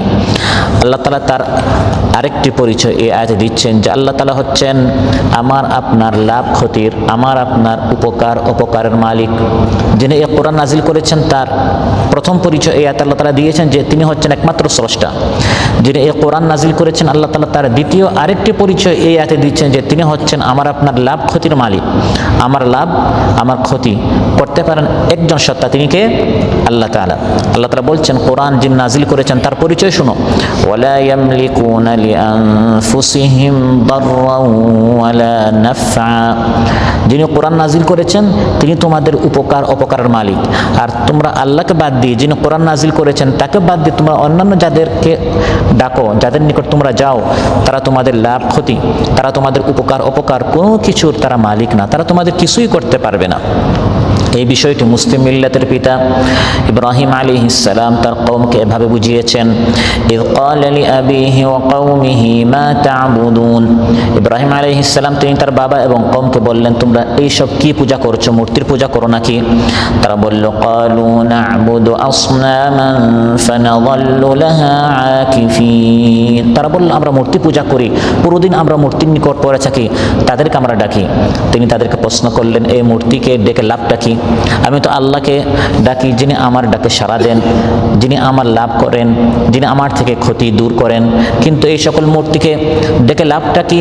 ক্বালা হাল ইয়াসমাউনাকুম ইয তাদউনা আও ইয়ানফাউনাকুম আও ইয়াদুররুন। তিনি তাদেরকে প্রশ্ন করলেন হাল ইয়াসমাউনাকুম ইয তাদউন, যখন তোমরা তাদেরকে আহ্বান করো, মূর্তিকে ডাকো, তারা কি তোমাদের ডাকে সাড়া দেয়? আও ইয়ানফাউনাকুম, তারা কি তোমাদের কোনো লাভ করতে পারে, তোমাদেরকে সন্তান দিতে পারে, তোমাদের রিজিক প্রশস্ত করে দিতে পারে? আও ইয়ানফাউনাকুম আও ইয়াদুররুন, বা তারা কি তোমাদের কোনো ক্ষতি করতে পারে বা তোমাদের থেকে কোনো ক্ষতি দূর করতে পারে?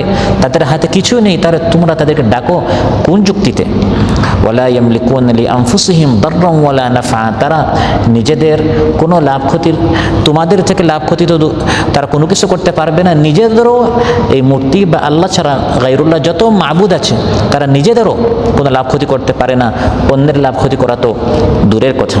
হাফিজ ইবনে কাসির রাহিমাহুল্লাহ আল বিদায়া ওয়ান নিহায়া একটি ঘটনা এনেছেন যে একজন ব্যক্তি রাসূল সাল্লাল্লাহু আলাইহি ওয়াসাল্লামের নিকট আসলেন এবং খুব ক্ষুব্ধ ছিলেন, রাগান্বিত অবস্থায়, আর তার হাতে তার কাঁধে একটি ভাঙ্গা মূর্তি ছিল এবং তিনি এসে কালিমা পড়তে চাইলেন, কালিমাতুত তাওহীদ তিনি পড়ার ইচ্ছা ব্যক্ত করলেন।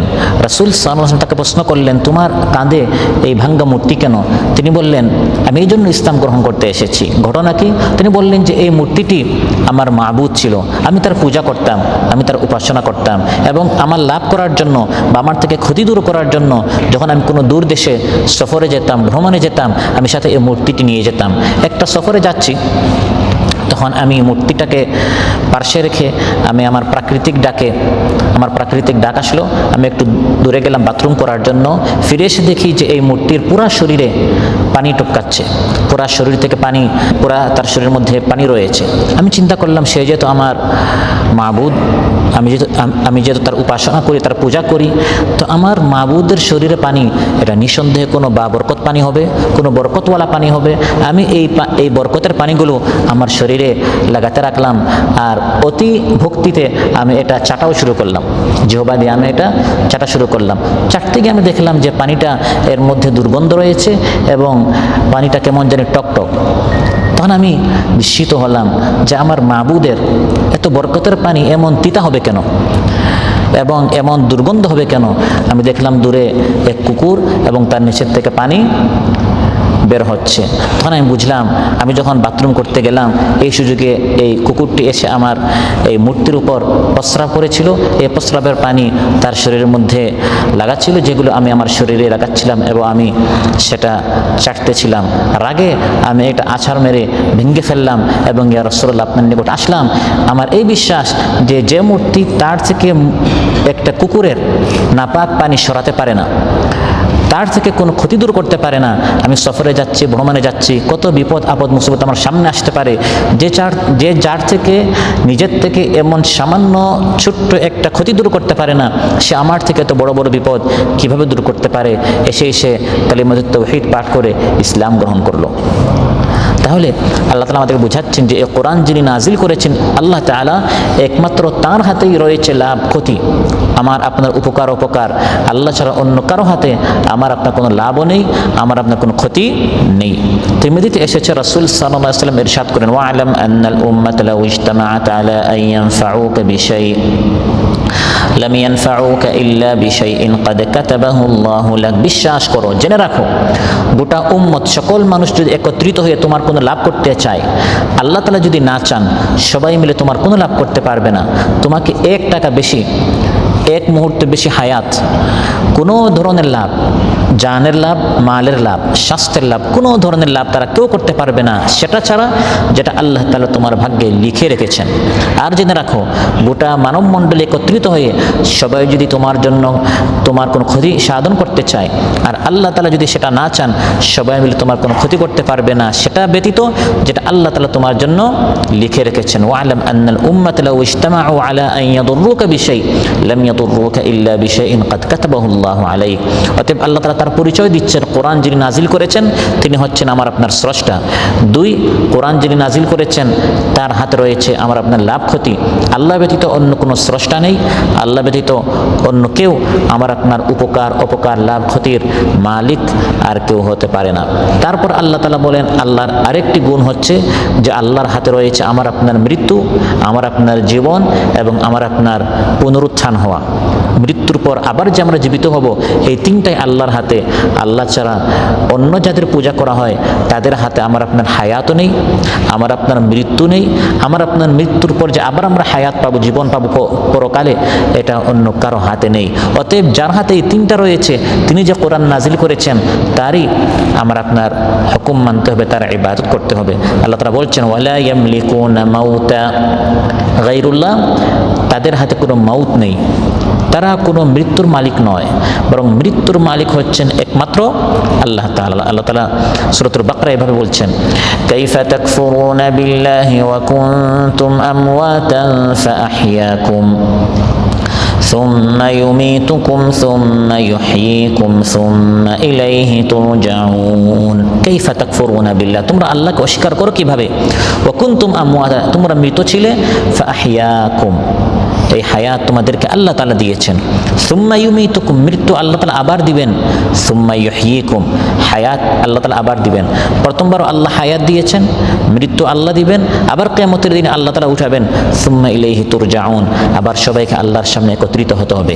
অতএব হায়াত মৌত সব আল্লাহর হাতে, আর আল্লাহ ছাড়া অন্য কারো হাতে না কোনো হায়াত আছে, না কোনো মৌত আছে, না জীবন আছে, না মরণ আছে, না মরণের পর আবার যে আমরা পুনরুত্থিত হব, এটা অন্য কারো হাতে নেই। ওয়ালা ইয়ামলিকুনা মাউতান ওয়ালা হায়াতান ওয়ালা নুশুরা। আল্লাহ তাআলা যে আমাদেরকে মৃত্যু দিবেন এবং প্রথমে হায়াত দিয়েছেন, আবার মৃত্যু দিবেন, আবার হায়াত দিবেন, এটি আল্লাহর জন্য কোনো কঠিন বিষয় নয়, কোনো দুষ্কর বিষয় নয়। আল্লাহকে খুব টেনশনে ফেলছে বিষয়টা এমন নয়। আল্লাহ বলেন, সবাইকে কিয়ামতের দিন আবার উঠানো আর একজনকে উঠানো আমার জন্য একই বিষয়। একজনকে উঠানো যেমন সহজ, কুল মানুষকে, সকল মানব মণ্ডলীকে একত্রিত করা, মৃত্যুর পর আবার উঠানো আমার জন্য তেমনই অতি আসান সহজ বিষয়। সুবহানাল্লাহ। মা খালকুকুম ওয়ালা বা'সুকুম ইল্লা কানাফসিন ওয়াহিদা ইন্নাল্লাহা সামিউম বাসীর। তোমাদের সৃষ্টি আর তোমাদেরকে কিয়ামতের দিন আবার উঠানো কানাফসি ওয়াহিদা, একজনকে উঠানোর মতো। একজনকে উঠানো যেমন সহজ, সবাইকে কিয়ামতের দিন নুশুর আবার উঠানো আমার জন্য অতি সহজ। সেটা হচ্ছে সিংহে এক ফু দেয়া হবে, এই ফু দেওয়ার সঙ্গে সঙ্গে সবাই আল্লাহর হুকুমে আল্লাহর সামনে দণ্ডায়মান হয়ে যাবে। আল্লাহ বলছেন, ইন কানাত ইল্লা সাইহাতান ওয়াহিদাতান ফাইদা হুম জামিউল লাদাইনা মুহদারুন। একবার সিংহে ফু দেয়া হবে, সঙ্গে সঙ্গে পৃথিবীতে বছরকে বছর, শত হাজার বছর থেকে যারা পৃথিবীতে মরা ছিল, মাটির সাথে মিশে গেছে, সবাই আমি আল্লাহর হুকুমে আমার সামনে এসে উপস্থিত হয়ে যাবে, হাজির হয়ে যাবে। এত বিশাল ক্ষমতার অধিকারী যে আল্লাহ তাআলা, তিনি এই কোরআন নাজিল করেছেন।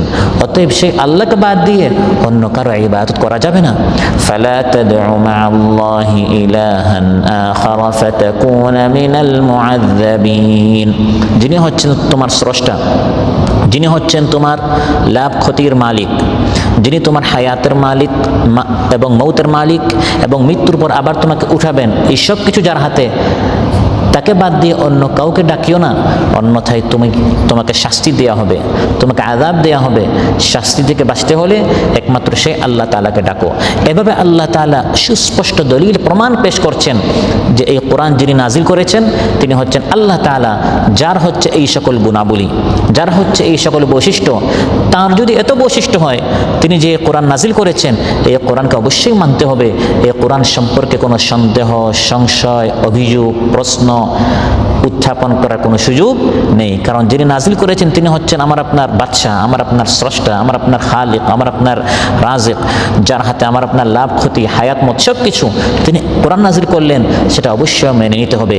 এত সুস্পষ্ট প্রমাণ থাকা সত্ত্বেও আল্লাহ তাআলা সূরাতুল ফুরকানে আলোচ্যতে উল্লেখ করছেন কাফির মুশরিকরা এই কোরআন মানে নাই। বরং যখনই আমার নবী তাদের সামনে কোরআনের আয়াত তিলাওয়াত করতেন, তারা বিভিন্ন সন্দেহ সংশয় পেশ করত। যেমন তাদের একটা সন্দেহ আল্লাহ উল্লেখ করছেন, وقال الذين كفروا إن هذا إلا إفك افتراه وأعانه عليه قوم آخرون। আল্লাহ তাআলা বলেন, কাফিররা বলে, কোরআন না মেনে উল্টো তারা প্রশ্ন করছে, উল্টো তারা নানা ধরনের সন্দেহ সৃষ্টি করছে, নিজেও মানে না, অন্যান্য রাজ্যে আল্লাহর এই কালাম না মানে তারা কি বলতো, এটা মিথ্যা। ইন হাযা ইল্লা ইফকুন, এটা কোনো কোরআন নয়, এটি আল্লাহর কোনো কালাম নয়, এটা মিথ্যা ব্যতীত কিছু নয়। ওয়াকাল আল্লাযীনা কাফারু, কাফিররা বলে, ইন হাযা, এই কোরআন হচ্ছে ইফকুন, একটি মিথ্যা, ইফতারাহু, যা এই মুহাম্মদ নিজে উদ্ভাবন করেছে, নিজে রচনা করেছে, নাউযুবিল্লাহ। ওয়া আ'ানাহু আলাইহি কওমুন আখারুন, এবং অন্যান্য সম্প্রদায়ের লোক তাকে এই ব্যাপারে সাহায্য করেছে, অন্যান্য লোক তাকে সাহায্য করেছে, সবার সহযোগিতা নিয়ে সে একটি কালাম বানিয়েছে এবং এখন সে দাবি করে এটি নাকি আল্লাহর কালাম। এই কথার মাধ্যমে তারা মারাত্মক মিথ্যা কথা বলেছে এবং নবীর উপর, আল্লাহর উপর জুলুম করেছে, অন্যায় করেছে। ফাকাদ জাউ যুলমান ওয়া জুরা, আল্লাহ তাআলার উপর এবং নবীর উপর এবং কোরআনের উপর তারা জুলুম এবং মিথ্যা কিভাবে করলো? প্রথমত তারা রাসূল সাল্লাল্লাহু আলাইহি ওয়াসাল্লামের উপর তুহমত দিল যে আমার নবী নাকি মিথ্যা বলেন, নাউযুবিল্লাহ। কারণ তারা বলছে ইফতারাহু, এটা মুহাম্মদ নিজে বানিয়েছে, তারপর আল্লাহর নামে চালিয়ে দিয়েছে। এই কথা দ্বারা তারা এটাই বোঝাচ্ছে যে এটা আল্লাহর কালাম নয়, বরং মুহাম্মদ নিজে মিথ্যা কথা বলে বলে আল্লাহর নামে চালিয়ে দিচ্ছে। অথচ এটা সর্বজন স্বীকৃত, এই কাফির মুশরিকরা আমার নবী হওয়ার আগেও তারা বিশ্বাস করত তিনি হচ্ছেন আস-সাদিকুল আমিন, সুবহানাল্লাহ। তিনি হচ্ছেন সত্যবাদী আমানতদার। তার চরিত্রে, তার কথাবার্তায় কোনো কালিমা ছিল না, কোনো ত্রুটি ছিল না। তিনি জিন্দেগিতে একটা মিথ্যা কথা বলেন নাই। তারা নিজেরাই উপাধি দিয়েছিল তিনি হচ্ছেন মহাসত্যবাদী আমানতদার। এখন তিনি নিজে এই ধরনের কোরআন কীরকম বানাবেন, আল্লাহর নামে কীভাবে চালিয়ে দিবেন? বরং তারা নিজেরাও আল্লাহ নবীর উপর এই জন্য বিরক্ত ছিল। তারা বলতো, হে মুহাম্মদ, আল্লাহর আইনগুলো অনেক কঠিন, জুলুম বন্ধ করো, সুদ বন্ধ করো, মিথ্যা কথা বন্ধ করো, চুরি ডাকাতি বন্ধ করো। এই আইনগুলো অনেক কঠিন, এক কাজ করো, আইনগুলো একটু সহজ করো, একটু শিথিল করো। তখন নবী বললেন, এগুলো তো আল্লাহর আইন, এগুলো আমি নিজে বানাবো? তখন তারা বলতো, একটু তুমি নিজে হেরফের করে ফেলো না। তো তারা যখন বলতো একটু হেরফের করো, একটু আল্লাহ নামে চালিয়ে দাও, তিনি না করতেন। তো তিনি যে না করতেন, তারা যে বিরক্ত হতো, তারা নিজেরাও সাক্ষী যে আল্লাহর নবী একটা আয়াত আল্লাহর নামে তিনি কখনো চালিয়ে দিতেন না। কোরআনের মধ্যে বিষয়টা আল্লাহ তাআলা এভাবে বলেছেন, ওয়াইযা তুতলা আলাইহিম আয়াতুনা বাইয়িনাতিন ক্বালাল্লাযীনা লা ইয়ারজুনা লিকাআনা আতি বিকুরআনিন গায়রি হাযা আও বাদদিল। যখন তাদের সামনে আমার সুস্পষ্ট আয়াতগুলো তিলাওয়াত করা হতো, তিলাওয়াত করা হয়, তখন যারা আখিরাতকে বিশ্বাস করে না তারা বলে, হে মুহাম্মদ, এই কোরআন বাদ দাও, সহজ একটা কোরআন নিয়ে আসো, বা এই কোরআনকেও রাখতে হলে একটু শিথিল করো, সংবিধানটা একটু চেঞ্জ করো, একটু সংস্কার করো, একটু আমাদের মতো করে কিছু আইন এখানে রাখো। তখন আল্লাহ নবী বলতেন, আল্লাহ বলেন, হে নবী আপনি বলুন, মা ইয়াকুনু লি আন উবাদদিলাহু মিন তিলকাই নাফসি, আমার পক্ষ থেকে আমি তো একটা আয়াত, একটি শব্দ, একটি হরকত আমি সংযোজন করতে পারবো না, বিয়োজন করতে পারবো না। ইন আত্তাবিউ ইল্লা মা ইউহা ইলাই, আল্লাহর পক্ষ থেকে যা নাজিল হয় সেটাই আমি অনুসরণ করি, আমি আমার পক্ষ থেকে কিভাবে আমি বাড়াবো কমাবো? তাহলে তারা যে বলল, ইন হাযা ইল্লা ইফকুন ইফতারা, এটা মুহাম্মদ নিজে বানিয়েছে, এর মাধ্যমে প্রথমত তা আল্লাহর নবীর উপর মিথ্যার তুহমত দিয়েছে। 2 নম্বর তারা বলেছে এই কথার মাধ্যমে এটা বলতে ইচ্ছে যে কোরআনটা মিথ্যা, নাউযুবিল্লাহ। অথচ কোরআনের প্রত্যেকটা পারা, পৃষ্ঠা, আয়াত, শব্দ, অক্ষর, প্রত্যেকটা হরকত সত্য, হাক্কুন লা রাইবা ফি, কোনো সন্দেহ নাই, এবং পুরাটাই আল্লাহর পক্ষ থেকে, এতে কোনো সন্দেহের কোনো অবকাশ নেই।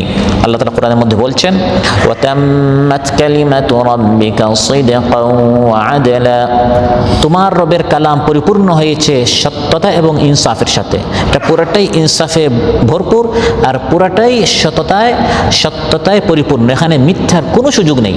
এবং শুরুতে আল্লাহ তাআলা বলে দিয়েছেন, যালিকাল কিতাবু লা রাইবা ফি, এই কোরআন সত্য, তো তাতে কোনো সন্দেহ নেই। এখন কেউ যদি বলে এটা সে নিজে বানিয়েছে, তার মানে এখানে কিছু মিথ্যা আছে, মিথ্যার সংমিশ্রণ আছে। অথচ আল্লাহ বলছেন পুরোটাই সত্য, কোনো সন্দেহ নাই। তারা বলে মুহাম্মদ এটা নিজে বানিয়েছে, ওয়া আ'ানাহু আলাইহি কওমুন আখারুন, অন্যান্য কওম তাকে সহযোগিতা করেছে, সে নিজে আল্লাহর নামে চালিয়ে দিয়েছে। অন্যান্য তাফসীরে জালালাইন এসেছে ওয়াহুম মিন আহলিল কিতাব, তারা বোঝাতে চাচ্ছে আহলে কিতাব, ইহুদিরা, খ্রিস্টানরা, তারা তাকে কিছু সূরা শিখিয়ে দিয়েছে। এখন মুহাম্মদ এসে ভাষণ দিচ্ছে, খুতবা দিচ্ছে, আয়াত তেলাওয়াত করছে।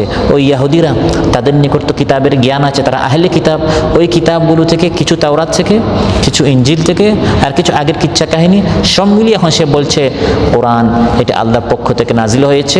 তার উদ্দেশ্য হচ্ছে নেতৃত্ব, আরবের মক্কার এই গতিটি দখল করা। এখন একটা ধর্মের নামে সে এই ধরনের কথাবার্তা বলছে। এখান থেকে এটাও তারা বোঝাতে চাচ্ছিল যে মুহাম্মদ যে এগুলো করে, চাইলে আমরাও করতে পারি, আমাদেরও সেই যোগ্যতা আছে। মুহাম্মদ যেরকম এখান সেখান থেকে কিছু কিচ্ছা কাহিনী, কথাবার্তা মিলাইয়া, কিছু তাওরাত থেকে, কিছু ইনজিল থেকে মিলাইয়া আল্লাহর নামে চালিয়ে দিচ্ছে, হ্যাঁ মুহাম্মদ শুনো, আমরাও কিন্তু চাইলে এরকম করতে পারি। কারণ যেহেতু তোমাকে অন্যান্যরা শেখাচ্ছে, আমরাও এখান সেখান থেকে শিখে করতে পারি। তাই আল্লাহ তাআলা কোরআনের মধ্যে চ্যালেঞ্জ দিয়েছেন যে তোমরা যে বলো আমার নবী এটা তিনি নিজে বানিয়েছেন এবং তাকে অন্যান্যরা এটা শেখাচ্ছে, তিনিও মানুষ, তোমরাও মানুষ, তোমরাও এখান সেখান থেকে শিখে দেখি এরকম একটা কোরআন নিয়ে আসো। তোমরা একা না, পৃথিবীর যত ইনসান আছে, জিন্নাত আছে, মানব আছে, দানব আছে, সবাই একত্রিত হয়ে দেখি এরকম একটা কোরআন নিয়ে আসো। নিয়ে আসতে পেরেছে? আল্লাহ তাআলা বলছেন, কুল্লা ইন জাতামাতিল ইনসু ওয়াল জিন্নু আলা আন ইয়াতু বিমিসলি হাযাল কুরআন লা ইয়াতুনা বিমিসলিহি ওয়ালাউ কানা বা'দুহুম লিবা'দিন যাহিরা। হে নবী আপনি বলুন, যদি সকল ইনসান জিন্নাত একত্রিত হয়ে কোরআনের মতো কোরআন আনতে চায়, কেউ কোরআনের মতো কোরআন আনতে পারবে না। যদি একজন আরেকজনকে সহযোগিতা করে, তাও পারবে না। তারপর আল্লাহ তাআলা শিথিল করে দিলেন, তোমরা বলছো আমার নবী কোরআন বানিয়েছে, বলেছিলাম এরকম 30 পারা কোরআন আন, তোমরা তো পারো নাই, যাও তোর এরকম 30 পারা কোরআন লাগবে না, 10টা সূরা নিয়ে আসো। আলাম তারা থেকে নাস পর্যন্ত কয় সূরা হয়? 10 সূরা। এরকম 10টা সূরা নিয়ে আসো। কুল ফাতু বিআশরি সুওয়ারিন মিসলিহি মুফতারায়াত ওয়াদউ মান ইসতাতা'তুম মিন দুনিল্লাহি ইন কুনতুম সাদিকিন। বলেছিলাম 30 পারা কোরআন নিয়ে আসো, পারো নাই, পারলে 10টা সূরা নিয়ে আসো। যদি তোমরা সত্যবাদী হয়ে থাকো যে তোমরাও এরকম একটা কোরআন নিয়ে আসতে পারবে, দেখি এরকম একটা 10টা সূরা নিয়ে আসো। পারে নাই। আল্লাহ আরো সহজ করে দিলেন, কুল ফাতু বিসূরা। বলেছিলেন বিআশরি, আশর মানে কি 10, এখন বলছেন সূরা, এক সূরা নিয়ে আসো, তাও পারে নাই। আল্লাহ আরো সহজ করে দিলেন, ফালিয়াতু বিহাদিসিম মিসলিহ। এরকম একটি কথা নিয়ে আসো। এক সূরা লাগবে না, একটি আয়াত, একটি কথা, এরকম 2-3-4 শব্দ কোরআনের মতো এরকম উচ্চাঙ্গের, সাহিত্যের, এর মধ্যে হিকমত আছে, অর্থ আছে, সাহিত্যটা, ভাষাটি, সব কিছু উচ্চাঙ্গের মুজিজ যেরকম মানুষকে অক্ষম করে দিয়েছে, এরকম একটা কথা নিয়ে আসো, তাও সেটা পারে নাই। তো কেউ যে পারে নাই এর দ্বারা প্রমাণ হয় এটা আমার নবীর কালাম নয়। তোমরা যেরকম পারো নাই তিনিও পারবেন না, বরং এটা আল্লাহ তাআলা তার উপর নাজিল করে তিনি তাকে শিখিয়ে দিয়েছেন। সুবহানাল্লাহ। এরপরেও তারা যে বারবার বলে ইফতারাহু আ'ানাহু আলাইহি কওমুন আখারুন, এটি আসলে আল্লাহর কোনো কালাম নয়, মুহাম্মদ নিজে বানায়। আল্লাহ বলছেন ফাকাদ জাউ যুলমান ওয়া জুরা, তারা মহা অন্যায় এবং মিথ্যা কথা নিয়ে এসেছে। এখানে কোরআন এই অপবাদকে, আল্লাহর নবীর উপর এই অপবাদকে কোরআন বলেছে এটা অন্যায় এবং এটা হচ্ছে মিথ্যা। যুলমান ওয়া জুরা, কোরআন এটাকে অন্যায় এবং মিথ্যা বলে অভিহিত করেছে। কারণ একজন নবী যার নিকট অক্ষর জ্ঞান নেই, তিনি পড়তে পারতেন না। আল্লাহ তাআলা নিজে কোরআনে বলছেন, ওয়ামা কুনতা তাতলু মিন ক্বাবলিহি মিন কিতাবিন ওয়ালা তাখুতুহু বিয়ামিনিক। হে নবী, আপনার উপর কোরআন নাজিল হওয়ার আগে আপনি কোনো কিছু পড়তে পারতেন না। আজকাল আমাদের সমাজে কিছু অতি আবেগী মানুষ নিজের নাম আশিকে রাসূল দাবি করে, তারা বলে আল্লাহর নবী নিরক্ষর ছিলেন না। না, আল্লাহর নবী নিরক্ষর ছিলেন, তার নিকট অক্ষর জ্ঞান ছিল না। একটা হচ্ছে নিরক্ষর, একটা হচ্ছে মূর্খ। আল্লাহ নবী মূর্খ ছিলেন না, নাউযুবিল্লাহ, তিনি জাহিল ছিলেন না। মূর্খের আপনার আরবি হচ্ছে জাহিল। আল্লাহ নবী জাহিল ছিলেন না, তিনি গোটা মানব মণ্ডলীর উস্তাদ ছিলেন, মুআল্লিমুল ইনসানিয়া। কিন্তু তিনি নিরক্ষর ছিলেন, অক্ষর জ্ঞান নেই। অক্ষর জ্ঞান জানলে তাকে আরবিতে উম্মি বলা হয়। উম্মি থেকে এসেছে, মা থেকে, মায়ের পেট থেকে যেরকম বের হয়েছেন এরকমই ছিলেন। মায়ের পেট থেকে মানুষ যখন বের হয় তার নিকট অক্ষর জ্ঞান থাকে না, এভাবেই তিনি অক্ষর জ্ঞান ছাড়াই ছিলেন। কারণ অক্ষর জ্ঞান থাকলে একটা সন্দেহ থাকে, তিনি তো পড়তে পারতেন, তাহলে অন্য জায়গা থেকে শিখে এসে আল্লাহ নামে চালিয়ে দিচ্ছেন। কিন্তু এটা মুজিজা এর জন্য যার নিকট অক্ষর জ্ঞান নেই, কিছু তিনি পড়তে পারেন না, অথচ গোটা মানব মণ্ডলী তিনি উস্তাদ হয়ে গেলেন কিভাবে? তার মানে অন্য কোনো কিতাব থেকে নয়, সরাসরি ওয়াহির মাধ্যমে আল্লাহ তাআলা তাকে শেখাচ্ছেন। সুবহানাল্লাহ। অতএব যুলমান ওয়া জুরা, এটি অনেক বড় একটি জুলুম এবং অন্যায়, মিথ্যা কথা। কেন? কারণ এমন একজন নবী যিনি নিরক্ষর ছিলেন, অক্ষর জ্ঞান নেই, অন্যের সাহায্য নিয়ে কেমন করে এই নবী এত সুন্দর একটি গ্রন্থ রচনা করতে পারেন যা উচ্চাঙ্গের, সাহিত্য সমৃদ্ধ এবং ভাব শব্দ অলঙ্কারের অতুলনীয়। এবং এই কোরআনের তত্ত্বজ্ঞান পরিবেশন, কোরআন হচ্ছে অদ্বিতীয়। মানব জীবনের আদর্শ, নিয়ম নীতির বিস্তারিত আলোচনায় কোরআন হচ্ছে অনুপম। অতীতকালের সংবাদ এবং ভবিষ্যতের বিভিন্ন ঘটনাবলী সঠিক বর্ণনায় কোরআনের সত্যতা হচ্ছে সর্বজন স্বীকৃত। এই নবী কীরকম বর্ণনা করেন, অথচ তিনি কোনো উস্তাদের নিকট যান নাই, আলিফ বা তা তিনি পড়েন নাই। এটাই প্রমাণ করে যে এই কোরআন তার কালাম নয়, এটি হচ্ছে আল্লাহর কালাম। তো যখন এভাবে উত্তর আসলো, তখন তারা আরেক কথা বলা শুরু করলো। তারা স্বীকার করে নাই এটি যে আল্লাহর কালাম, এটা তারা স্বীকার করে না। আল্লাহ তাআলা পরে বলছেন, উনদুর কাইফা দারাবু লাকাল আমসালা ফাদাল্লু ফালা ইস্তাতিউনা সাবিলা। নবী তারা আসলে সত্য মানতে চায় না, একবার এক এক কথা বলে। আগে বলল এটি তার নিজের কথা অন্য কেউ শিখিয়ে দিয়েছে, যখন উত্তর আসলো এখন আরেক কথা বলা শুরু করলো। এক কথার উপর তারা স্থির থাকতে পারে না, তাদের উদ্দেশ্য হচ্ছে কোরআন মানা যাবে না। নতুন কথা তারা কি বলল? ওয়াকালু আসাতিউল আউয়ালিনা ইকতাতাবাহা ফাহিয়া তুমলা আলাইহি বুকরাতাও ওয়া আসীলা। এখন তারা বাজারে, মার্কেটে নতুন আরেক কথা ছেড়ে দিল। সেটি হচ্ছে ওয়াকালু, তারা বলল আসাতিরুল আউয়ালিন। এই আয়াতগুলো সে যে বলে এটা কোরআন, এগুলো মূলত ওই আগের লোকের কিছু কাহিনী, উপকথা, যা সে লিখিয়ে নিয়েছে, আরেকজনের কাছ থেকে লিখিয়ে নিয়েছে। তারপর এগুলো সকাল সন্ধ্যা তার নিকট পাঠ করা হয়, শোনানো হয়। কারণ যখন বলা হলো তার তো অক্ষর জ্ঞান নেই, তিনি কীরকম বলতে পারেন? তোমরা যে বলো এটা মুহাম্মদ নিজে বানিয়েছে, তোমরা নিজেরা সাক্ষী যে তিনি পড়তে পারেন না। এখন তারা বলা শুরু করলো তিনি তো পড়তে পারেন না, কিন্তু ইকতাতাবাহা, এখন তারা আরেক কথা বলা শুরু করলো, এটা সে আরেকজনের মাধ্যমে লিখিয়ে নিয়েছে। তারপর এখন তার সামনে এটা শোনানো হয়, শুনে এখন তিনি এসে আমাদের সামনে বলেন, অর্থাৎ আরেকজন তাকে সূরা ফাতিহা শিখায়, তিনি এটা মুখস্থ করে নেন, তারপর আমাদের সামনে সূরাতুল ফাতিহা পড়েন। আরেকজন তাকে সূরাতুল ফিল ওই তাওরাত থেকে বা ইনজিল থেকে শোনায়, তারপর সে এসে আমাদের সামনে এরকম সূরাতুল ফিল, সূরাতুল কুরাইশ আমাদের সামনে পড়ে, তারপর বলে এগুলো আল্লাহর পক্ষ থেকে নাজিল হয়েছে, নাউযুবিল্লাহ। এই ধরনের মিথ্যে কথা তারা আল্লাহ নবীর ক্ষেত্রে ছড়াতে লাগলো। আর এই আয়াতের ক্ষেত্রে এসেছে এই কথাটি বলতো নাদর বিন হারিস। নাদর বিন হারিস সে আল্লাহ নবী যখন এই ধরনের মাহফিল করতেন, সে পাল্টা সভা করত। এটা এখনও আছে, তাফসীরুল কোরআন বন্ধ করার জন্য পাল্টা সভা, একই সময় আরেক সভা করে তাফসীরুল কোরআন কী করা, বন্ধ করা। সে বলতো যে মুহাম্মদ তো এখানে বসে বসে ফিরআউনের কাহিনী বলে, আদের কাহিনী বলে, সামুদের কাহিনী বলে, তারপর বলে এগুলোকে সব আল্লাহর কালাম। আমি রুম দেশে গিয়েছি, পারস্যে গিয়েছি, ইয়ামানে গিয়েছি, আসো আমার সবাই আসো, আমি তোমাদেরকে ওই ইয়ামানের, তারপর আফ্রিকার বিভিন্ন কিচ্ছা কাহিনী বলবো। কোরআনের মধ্যে আল্লাহ তাআলা কথা এভাবে বলেছেন, ওয়াইদা তুতলা আলাইহিম আয়াতুনা ক্বালু ক্বাদ সামি'না লাউ নাশাউ লাকুলনা মিথলা হাযা ইন হাযা ইল্লা আসাতিরুল আউয়ালিন। যখন তাদের সামনে সুস্পষ্ট আমার কোরআনের আয়াত তিলাওয়াত করা হয়, কোরআন মানা তো দূরের কথা, তারা বলে এগুলো আমরা বলতে পারবো। সে বলে ফিরআউনের কথা, আমি বলবো আফ্রিকার কথা।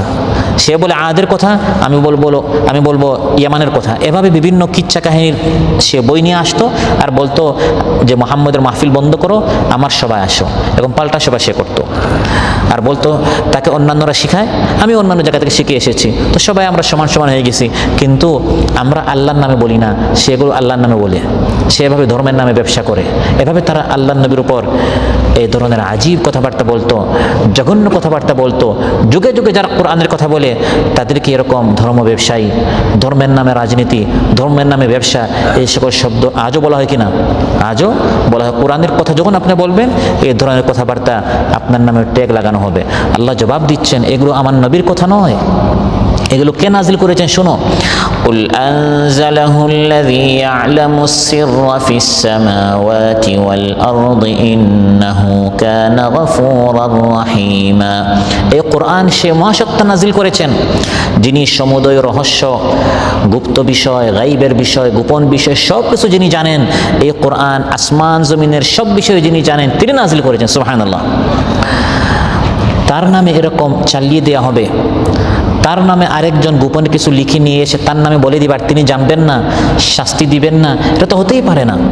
এই কোরআন যিনি নাজিল করেছেন তিনি দুর্বল কোনো সত্তা নন, তিনি কিছুই জানেন না, আরেকজনে তার নামে মাহফিলে চালিয়ে দিচ্ছে, বিষয়টা এমন নয়। তিনি হচ্ছেন সেই সত্তা ইয়ালামুস সিররা ফিস সামাওয়াতি ওয়াল আরদ, আসমান সমূহ এবং জমিনের সব গোপন বিষয় তিনি জানেন। শুধু গোপন বিষয় নয়, বরং আসমান জমিন এবং সব কিছুর তিনি রব, তিনি কোরআন নাজিল করেছেন। ওয়া ইন্নাহু লাতানজিলু রাব্বিল আলামিন। আল্লাহ বলেন এই কোরআন নাজিল করেছেন রব্বুল আলামিন।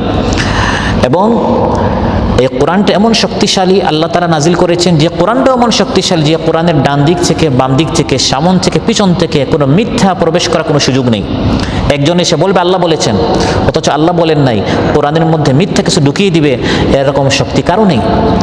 ওয়া ইন্নাহু লাকিতাবুন আজিজ লা ইয়াতিহিল বাতিলু মিন বাইনি ইয়াদাইহি ওয়ালা মিন খালফিহি তানজিলুম মিন হাকিমিন হামিদ। আল্লাহ বলেন এমনও হয়নি যে এই কোরআন আসমান থেকে নাজিল হওয়ার সময় জিবরিল আলাইহিস সালাম কোরআন নিয়ে আসছেন, মাঝখানে শয়তানেরা দুই একটা শব্দ ঢুকিয়ে দিয়েছে, এটাও সম্ভব নয়, এটা আল্লাহর কালাম। ওয়ামা তানাজ্জালাত বিহিশ শায়াতিন ওয়ামা ইয়ানবাগি লাহুম ওয়ামা ইস্তাতিউন। এই কোরআন শয়তান নাজিল করে নাই, এবং শয়তান এই কোরআনের মধ্যে এক শব্দ ঢুকিয়ে দিতে পারবে না, এটা পুরাটাই আল্লাহর কালাম। আল্লাহ নবী অন্য কারো কাছ থেকে শিখেছেন বা কোনো শয়তান শিখিয়েছে, এটা হতেই পারে না, এটা আল্লাহর কালাম। এমনকি আমার কোনো শয়তান তো কোনো কথা এখানে সংযোজন বিয়োজন করে নাই। আমার নবীরও সেই স্পর্ধা নেই কোরআনের মধ্যে আল্লাহ নবী কিছু চালিয়ে দিতেন। যদি তিনি চালিয়ে দেন আমি আল্লাহ তাআলা নিজে তাকে শাস্তি দিব। আল্লাহ বলছেন ওয়ালাউ তাকাওয়ালা আলাইনা বা'দাল আকাওয়িল লাআখাযনা মিনহু বিল ইয়ামিন সুম্মা লাকাতা'না মিনহুল ওয়াতিন। আমার নবী যদি আমার নামে কিছু চালিয়ে দেন সজোর আমি তাকে ধরব, আর তার কণ্ঠনালী, যে কণ্ঠনালী দিয়ে তিনি আমার নামে চালিয়ে দিয়েছেন সেটা আমি কেটে দিব। এটা মূলত আল্লাহর নবীকে নয়, আমাদেরকে সতর্ক করা হচ্ছে। আল্লাহর নামে কোনো কিছু বলা যাবে না, পড়াশোনা করে জেনে শুনে কথা বলতে হবে। আপনারা বলেন আল্লাহ বলেছেন অথচ এটা কোরআনে নেই, বা আল্লাহর নবী বলেছেন অথচ তিনি বলেন নাই। কণ্ঠনালীকে আল্লাহ তাআলা কেটে দিবেন, ধ্বংস করে দিবেন।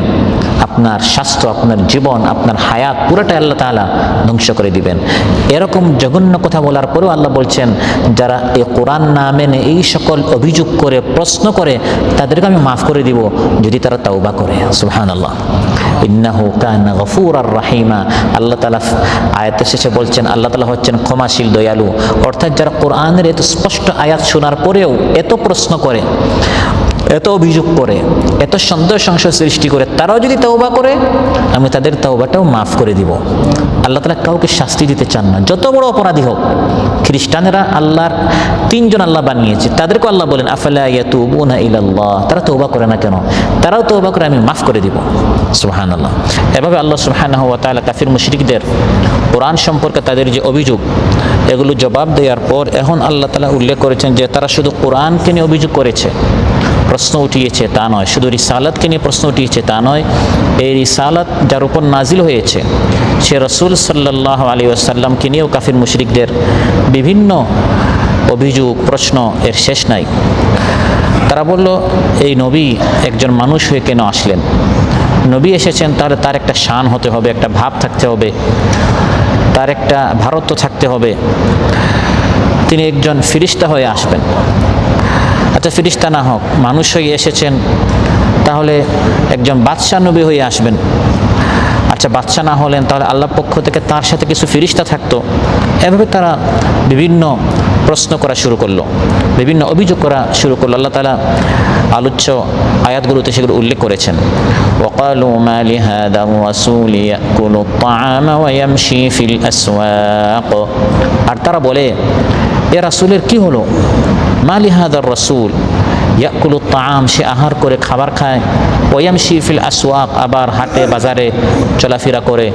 লাউলা উনজিলা ইলাইহি মালাকুন ফায়াকুনা মাআহু নাযীরা, তার কাছে একজন ফেরেশতা পাঠানো হলো না কেন যে তার সাথে সতর্ককারী হতো? তারা বলল ওয়াকালু মা লিহাদার রাসূল, এ কেমন রাসূল? এই কথাটার মধ্যেও এক ধরনের মশকারি রয়েছে। মা লিহাদার রাসূল, এ কেমন রাসূল? মশকারি করে নবীকে হে প্রতিপন্ন করার জন্য এই শব্দটি, এই ভঙ্গিরই তারা এখতিয়ার করেছে। মা লিহাদার রাসূল, এ কেমন রাসূল?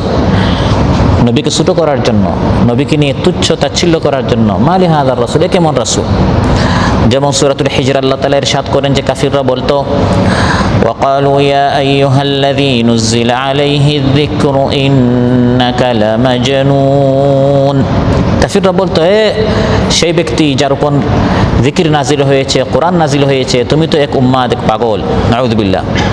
ইয়া আইয়ুহাল্লাযী নুযিলা আলাইহি যিকর, হে সেই ব্যক্তি যার উপর যিকির নাজিল হয়েছে। অর্থাৎ আমরা তো বিশ্বাস করি না, তুমি তো বলো তোমার উপর নাকি যিকির, কোরআন নাজিল হয়েছে, হে সেই ব্যক্তি। এভাবে নবীকে ডাকার মধ্যেও তারা মুশকারি করত। অথচ আল্লাহ তাআলা বলেন নবীকে তোমরা যেরকম পরস্পর ডাকাডাকি করো নবীকে এরকম ডাকিও না। লা তাজআলু দুআ আর-রাসূলি বাইনাকুম কাদুআই বা'দিকুম বা'দা, তোমরা পরস্পর যেরকম একজন আরেকজনকে এভাবে ডাকো আমার নবীকে এরকম ডাকা যাবে না। তো কাফিররা নবীকে নিয়ে এভাবে মুশকারি করে বলতো মা লিহাদার রাসূল, এ কেমন রাসূল? সে ফেরেশতা কেন হলো না? সে ফেরেশতা না হয়ে সে তো দেখে আমাদের মতো একজন মানুষ। ইয়াকুলুত তাআম, সে আমাদের মতোই আহার করে, খাবার খায়। খাবার খাওয়া এটা তো মানুষের একটি বৈশিষ্ট্য। সে যদি ফেরেশতা হতো তাহলে আমাদের মতো তার খাবার খেতে হতো না। আচ্ছা, নাই হোক, বুঝলাম নবী সে ফিরিস্তা হলো না, আমাদের মতো সৃষ্টিগত মানুষ হয়ে এসেছে। তো আমাদের মতো এরকম সাধারণ মানুষ হয়ে তিনি কেন আসলেন? আমরা যেরকম বাজার ঘাটে যাই, তিনিও এভাবে হাটে ঘাটে মাঠে আমাদের মতো চলাফেরা করেন। মানুষ হয়ে এসেছেন, তাহলে একজন বাদশাহ হয়ে আসতেন, এক রাজা হয়ে আসতেন, তার সাথে বডিগার্ড থাকতো, একজন ইতিম, একজন মিসকিন, এভাবে একজন নবীকে আল্লাহ তাআলা কেন পাঠালেন? এভাবে তাফসীর মশকারি করতো। ওয়ায়ামশি ফিল আসওয়াক, আমরা যেরকম বাজারে গিয়ে রিজিক তলব করি, তারপরে আমাদের বিভিন্ন কাজ কর্ম করতে হয়, রিজিক তলব করার জন্য কাজ করতে হয়, তাকে এভাবে কাজ করতে হয় কেন? তাদের দাবি অনুযায়ী যিনি নবী হবেন তিনি হয় ফেরেশতা হবেন, আর মানুষ হলেও আমরা যেরকম সাধারণ মানুষ এরকম না, বলে একজন রাজা বাদশাহ হতে হবে। অথচ কোরআনের মধ্যে আল্লাহ তাআলা ইরশাদ করেন, আগের প্রত্যেক নবী রাসূল তারা তাদের উম্মতের মতো কাজ করে তারা খেতেন, হাতে ইনকাম করে তারা খেতেন, তারাও বাজারে যেতেন, তারাও মার্কেটে যেতেন, তারাও কষ্ট করতেন। ওয়ামা আরসালনা ক্বাবলাকা মিনাল মুরসালিন ইল্লা ইন্নাহুম লা ইয়াকুলুনা আত-তাআমা ওয়া ইয়ামশুনা ফিল আসওয়াক। হে নবী, শুধু আপনি নন, আপনার আগে যত রাসূল আমি পাঠিয়েছি সবাই খাবার খেতেন, কেউ ফেরেশতা ছিলেন না, সবাই মানুষ ছিলেন। মানুষের এই বৈশিষ্ট্য আগের প্রত্যেক নবীর মধ্যে ছিল, তারাও খাবার খেতেন। ওয়ায়ামশুনা ফিল আসওয়াক, এবং তারা কেউ রাজা বাদশাহ নবী ছিলেন না, বরং সবাই এরকম সাধারণ মানুষের মধ্য থেকে আমি তাদেরকে, চরিত্রের দিক দিয়ে তারা অনেক উন্নত মানের ছিল, কিন্তু মালের দিক দিয়ে, অর্থের দিক দিয়ে তারা পুরা এই এলাকার বাদশা ছিলেন এরকম নয়, বরং ওয়ায়ামশুনা ফিল আসওয়াক, তারা সাধারণ জনগণের সাথে বাজারে যেতেন, রিজিকের জন্য, খাবারের জন্য তারাও কেনাকাটা করতেন। রাসূল সাল্লাল্লাহু আলাইহি ওয়াসাল্লাম নিজে বাজারে যেতেন, এটা হাদিসের মধ্যে এসেছে, বুখারীর মধ্যে, লাইসা বিফাযযিন ওয়ালা গালিযিন ওয়ালা সাখাবিন ফিল আসওয়াক।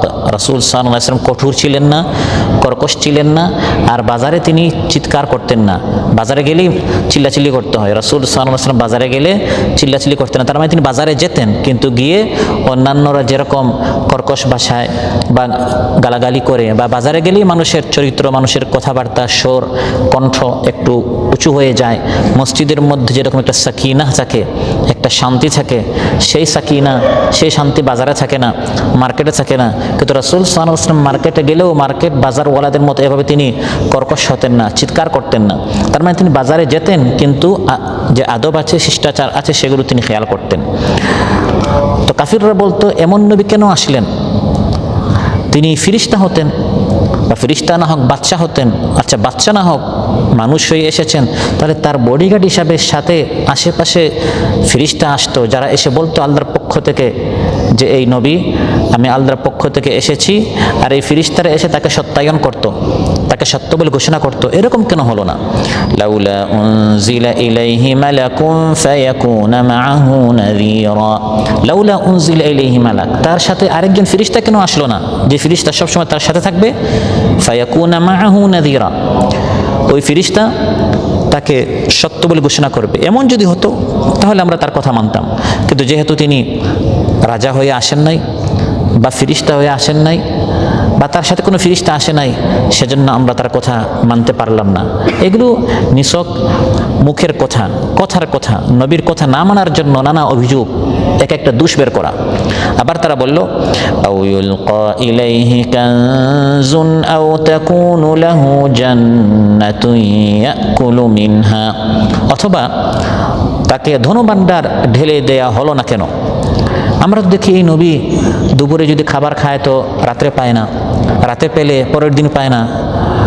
তিনি খুব বেশি গরিব, দরিদ্র। যদি তিনি আল্লাহর পক্ষ থেকে নবী রাসূল আসলেই হয়ে থাকেন, আল্লাহর হাতে তো আসমান জমিনের সকল ধনভাণ্ডার খাজানা, তাহলে সেই আল্লাহ যার পক্ষ থেকে তিনি নবী হয়ে এসেছেন, সেই আল্লাহ তাআলা চাইলে বাজারে বাজারে এরকম তার ঘোরাঘুরি করার দরকার ছিল না। আসমান থেকে আল্লাহ তাআলা এভাবে ধনভাণ্ডার, অসংখ্য অগণিত ধন দৌলত তাকে দিতে পারতেন। কিন্তু আমরা দেখছি তিনি যেরকম বলছেন তিনি আল্লাহর পক্ষ থেকে নবী এসেছেন, তার নিকট তো কোনো ধনভাণ্ডার নেই। যে কথা মক্কার কাফিররা আমার আপনার নবীকে নিয়ে বলেছিল, কোরআনের মধ্যে আল্লাহ বলেন সে একই কথা ফিরআউন বলেছিল মুসা আলাইহিস সালামকে নিয়ে।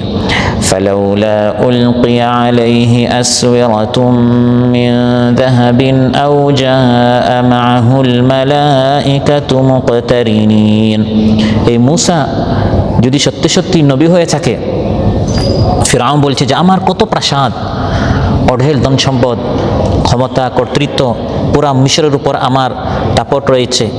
মূসা যদি আসলে তার রবের পক্ষ থেকে নবী রসুল হয়ে থাকে, যে রব নাকি সকল জাহানের রব, তাহলে সেই রব তাকে স্বর্ণ কেন দিলেন না, রৌপ্য কেন দিলেন না, ধন সম্পদ কেন দিলেন না? বা ওই আল্লাহ যখন এই মূসাকে আমার নিকট পাঠিয়েছেন, তো এই মূসা একা কেন আসলো? সে আল্লাহ তার সাথে কিছু ফিরিস্তা পাঠাতেন, পুরা বাহিনী নিয়ে আমার সামনে আসতো। তাহলে ফিরআউন বলছে যে আমি বুঝতাম যে এই মূসা আসলে নবী। এই একই কথা রাসূল সাল্লাল্লাহু আলাইহি সাল্লামকে নিয়ে মক্কার কাফিররা বলেছে। তারপর তাদের আরেকটা অভিযোগ ছিল, আও তাকুনু লাহু জান্নাতুন ইয়াকুলু মিনহা, এই নবী তাকে তার রব কোনো বাগানের মালিক কেন বানালেন না, যে বাগান থেকে সে বসে বসে খাবে, তার এভাবে ঘোরাঘুরি করে কষ্ট করে সকাল থেকে বিকাল পর্যন্ত রিজেক তলব করবে, অন্বেষণ করবে, এর দরকার পড়তো না। যে রবের পক্ষ থেকে সে এসেছে সেই রব তার জন্য এরকম বিশাল এক বাগান, যেখানে বিভিন্ন রঙের বিভিন্ন স্বাদের ফল থাকবে, শাকসবজি থাকবে, তার মন যাতে সব পাবে, যেহেতু সে রবের পক্ষ থেকে এসেছে। কিন্তু আমরা তো দেখছি তার নিকট এরকম কিছু নেই, সেজন্য আমরা তাকে মানতে পারছি না। আল্লাহ তাআলা এই সব অভিযোগের জবাব একসাথে দিচ্ছেন। وقال الظالمون إن تتبعون إلا رجلا مسحورا, জালিমরা বলে তোমরা তো এক জাদুগ্রস্ত ব্যক্তির অনুসরণ করছো, ইত্তেবা করছো। আল্লাহ বলছেন এরা জালিম, এরা কি জালিম। ওয়াকাল যালিমুন, এই কথার মাধ্যমে আল্লাহ তাআলা সব জবাব দিয়ে দিয়েছেন। অর্থাৎ হে নবী, তারা যে একের পর এক আপনার শুধু দোষ বের করছে, বিশ্বাস করুন হে নবী, আপনার কোনো দোষ নেই। মূলত দোষ হচ্ছে আপনার এই মেসেজের মধ্যে, আপনার এই মিশনের মধ্যে, আপনার এই ভিশনের মধ্যে, আপনার এই কোরআনের মধ্যে। আপনি কোরআনের দাওয়াত বাদ দিয়ে দেন, তখন তার আর আপনার পিছনে লাগবে না। আপনার দাওয়াতটি এত মহান, এটি তাদের গায়ে লাগে, কারণ সত্য কথা গায়ে লাগে। আপনি আপনার দাওয়াত বাদ দিয়ে দেন, তখন তার আপনার পিছনে আর লাগবে না। قد نعلم إنه ليحزنك الذي يقولون فإنهم لا يكذبونك ولكن الظالمين بآيات الله يجحدون। হে নবী, আমি আল্লাহ জানি এই যে আপনি ঘর থেকে বের হওয়ার পর থেকে সকাল থেকে সন্ধ্যা পর্যন্ত একজন আপনাকে দেখে পাগল বলে, তো আরেকজন আপনাকে গণক বলে, একজন আপনাকে লেশ কাটা বলে, আরেকজন আপনাকে মিসকিন গরিব বলে, আরেকজন বলে যে ইয়েতিম এক নবী, তার সাথে কোনো বাহিনী নেই, বা মানুষ হয়ে এসেছে ফিরিস্তা হয় নাই, বা সাধারণ একজন, তার সাথে সে রাজা বাচ্চা কেন হলো না। এই যে এক একজন আপনাকে নিয়ে এক এক সমালোচনা, এক এক মন্তব্য করে, আমি আল্লাহ জানি যে এতে মাঝে মধ্যে আপনার মনটা আপনি অনেক কষ্ট পান। শোনেন, তারা আসলে আপনার চরিত্র নিয়ে তারা কোনো কথা বলছে না, তাদের মূল বক্তব্য হচ্ছে আপনার এই কোরআনকে নিয়ে। আপনি কোরআনের দাওয়াত বাদ দিয়ে দেন, 40 বছর পর্যন্ত তারা আপনাকে সত্যবাদী বলেছে, আবার সত্যবাদী বলবে। যখনই আপনি কোরআনের দাওয়াত দেওয়া শুরু করেছেন, এতদিন যে লোকটা আস-সাদিকুল আমিন ছিল, সত্যবাদী আমানতদার ছিল, এই একই লোককে তারা বলা শুরু করলো সাহিরুন কাযযাব, মিথ্যাবাদী জাদুকর। তো যে লোকটা সত্যবাদী ছিল, এই লোকটাই মিথ্যাবাদী কীরকম হয়ে যায়? আসলে তিনি মিথ্যাবাদী হন নাই, বরং তিনি চোরের বিরুদ্ধে কথা বলছেন, সেজন্য চোরদের গায়ে লাগে। তিনি ঘুষখোরদের বিরুদ্ধে কথা বলছেন, এজন্য ঘুষখোরদের গায়ে লাগে। তিনি হারামখোরদের বিরুদ্ধে কথা বলছেন, এজন্য তাদের গায়ে লাগে। এজন্য মূলত তারা এই সকল অভিযোগ একের পর এক করছে। এখন এই সকল দাওয়াত আপনি বাদ দিয়ে দেন, আপনি একা মসজিদে বসে বসে আপনি একা আল্লাহ আল্লাহ করেন, তখন তারা আপনার বিরোধিতা করা তো দূরের কথা, উল্টো তারা আপনাকে হাদিয়া দিবে, বকশিশ দিবে, এই সকল অভিযুক্ত হন শেষ হয়ে যাবে। তাই আল্লাহ বলছেন ওয়াকাল যালিমুন, এই সকল কথা জালিমরা বলে, যারা মনে প্রাণে জানে যে আমরা যা বলছি সব মিথ্যা, নবী যা বলেন তা সত্য, কিন্তু নবীর কথা তো মানা যাচ্ছে না। এখন কোনো একটা কথা তো বলতে হবে যে আমরা তার কথা কেন মানছি না। এজন্য এক একজন এক এক কথা বলে। একজন বলে যে আমরা কথাটা মানতাম যদি তিনি একজন বাচ্চা হতেন, আরেকজন বলে আমরা কথাটা মানতাম যদি তিনি একজন ফিরিস্তা হতেন, আরেকজন বলে আমরা কথাটা মানতাম যদি তার এরকম বিশাল এক বাগান হতো, আরেকজন বলে আমরা মানতাম যদি সেনা জাদুকর না হতো, বা জাদুগ্রস্ত না হতো, বা পাগল না হতো, বা আত্মার লেজ কাটা না হতো, বা মিথ্যাবাদী কাযযাব না হতো, বা শায়ের কবি না হতো। এরকম এক একজন এক একটা কথা বলে মূলত নিজেদের নিজেরা যে নবীর কথা মানতে চাচ্ছে না ওই কথাটি ঢাকার জন্য। অথচ কোরআনের মধ্যে আল্লাহ বলেন, হ্যাঁ নবী, আপনি তাদেরকে বলুন, আমি তো অন্য এলাকা থেকে তোমাদের নিকট এসে দাওয়াত দিচ্ছি, তোমরা আমাকে চিনো না। বিষয়টা এমন নয়, আমি তোমাদের মধ্যে 40 বছর বেড়ে উঠেছি, তোমরা আমাকে জানো। আমি জাদু করো না, আমি পাগলও না, আমি মিথ্যাবাদীও না। ফাকাদ লাবিথতু ফীকুম উমরান মিন ক্বাবলিহি আফালা তা'কিলুন। আমি তো তোমাদের মধ্যে দীর্ঘ একটা সময় ছিলাম। আমার চরিত্র কেমন, আমার আমানতদারি কেমন, আমার সততা কেমন, আমার সত্যবাদিতা কেমন, সবই তোমরা জানো। আমি নবী কখনো আল্লাহ একটা কথা বলেন নাই আমি আল্লাহর নামে চালিয়ে দিব, এটা হতে পারে না। তোমরা জানো আমি যা বলি সব সত্য। আল্লাহর পক্ষ থেকে তোমাদের নিকট যে মেসেজ, বার্তা, আহ্বান, রিসালাত পৌঁছাচ্ছি, অবশ্যই সেটা আল্লাহর পক্ষ থেকে এসেছে, এটা তোমরা ভালো করেই জানো। আর এই কথায় হযরত জাফর রাদিয়াল্লাহু আনহু, হাবশার বাদশা নাজাশির সামনে তিনি দাঁড়িয়ে নবী সম্পর্কে বলেছিলেন, আইয়ুহাল মালিক, হে বাদশা। তিনি হযরত জাফর রাদিয়াল্লাহু বলছেন হাবশার আবশিনিয়ার বাদশা নাজাশির সামনে, কুন্না কওমান আহলা জাহিলিয়া, আমরা জাহিলি জামানার একদল লোক ছিলাম, না'বুদুল আসনাম, আমরা মূর্তির পূজা করতাম, ওয়া নাকুলুল মাইতা, আমরা মৃত বস্তুকে, পশুকে, জীবজন্তুকে আমরা খেতাম, ওয়া নাতিল ফাওয়াহিশ, যত ধরনের অশ্লীলতা আছে, নির্লজ্জতা আছে সবই আমরা করতাম, ওয়া নাকতাউল আরহাম, আত্মীয়দের সাথে আমরা সম্পর্ক ছিন্ন করতাম, ওয়া নুসিউল জিওয়ার, আর প্রতিবেশীর সাথে আমরা খারাপ আচরণ করতাম, ওয়া ইয়াকুলুল কাউইয়্যু মিন্নাদ দাঈফ, আমাদের মধ্যে যার দাপট ছিল, যার শক্তি ছিল, সে দুর্বলের উপর জুলুম করত, নিপীড়ন চালাতো। এই অবস্থায় আমরা ছিলাম। ফাকুন্না আলা যালিক হাত্তা বাআসাল্লাহু ইলাইনা রাসূলান মিন্না, আমরা এমন একটি অধঃপতনে পৌঁছে গিয়েছিলাম, এমন সময় আল্লাহ তাআলা আমাদের মধ্য থেকে একজন নবীকে পাঠিয়েছেন, নারিফু নাসাবাহু, যার নসব, বংশীয় পরিচয় আমরা সবাই জানি, ওয়া সিদকাহু ওয়া আমানাতাহু ওয়া আফাফাহু, তার আমানতদারিও আমরা জানি, তার সততাও আমরা জানি, তার পবিত্রতা আমরা জানি। তিনি আমাদের মধ্যে অপরিচিত নন, বরং তিনি আমাদের মধ্য থেকে, মক্কাবাসীর মধ্য থেকে তিনি একজন এসেছেন। তিনি এসে আমাদেরকে ফাদাআনা ইলাল্লাহি লিনুওয়াহিদাহু ওয়া না'বুদা, তিনি এসে আমাদেরকে দাওয়াত দিলেন আল্লাহর ইবাদত করার জন্য, আল্লাহর তাওহীদ করার জন্য।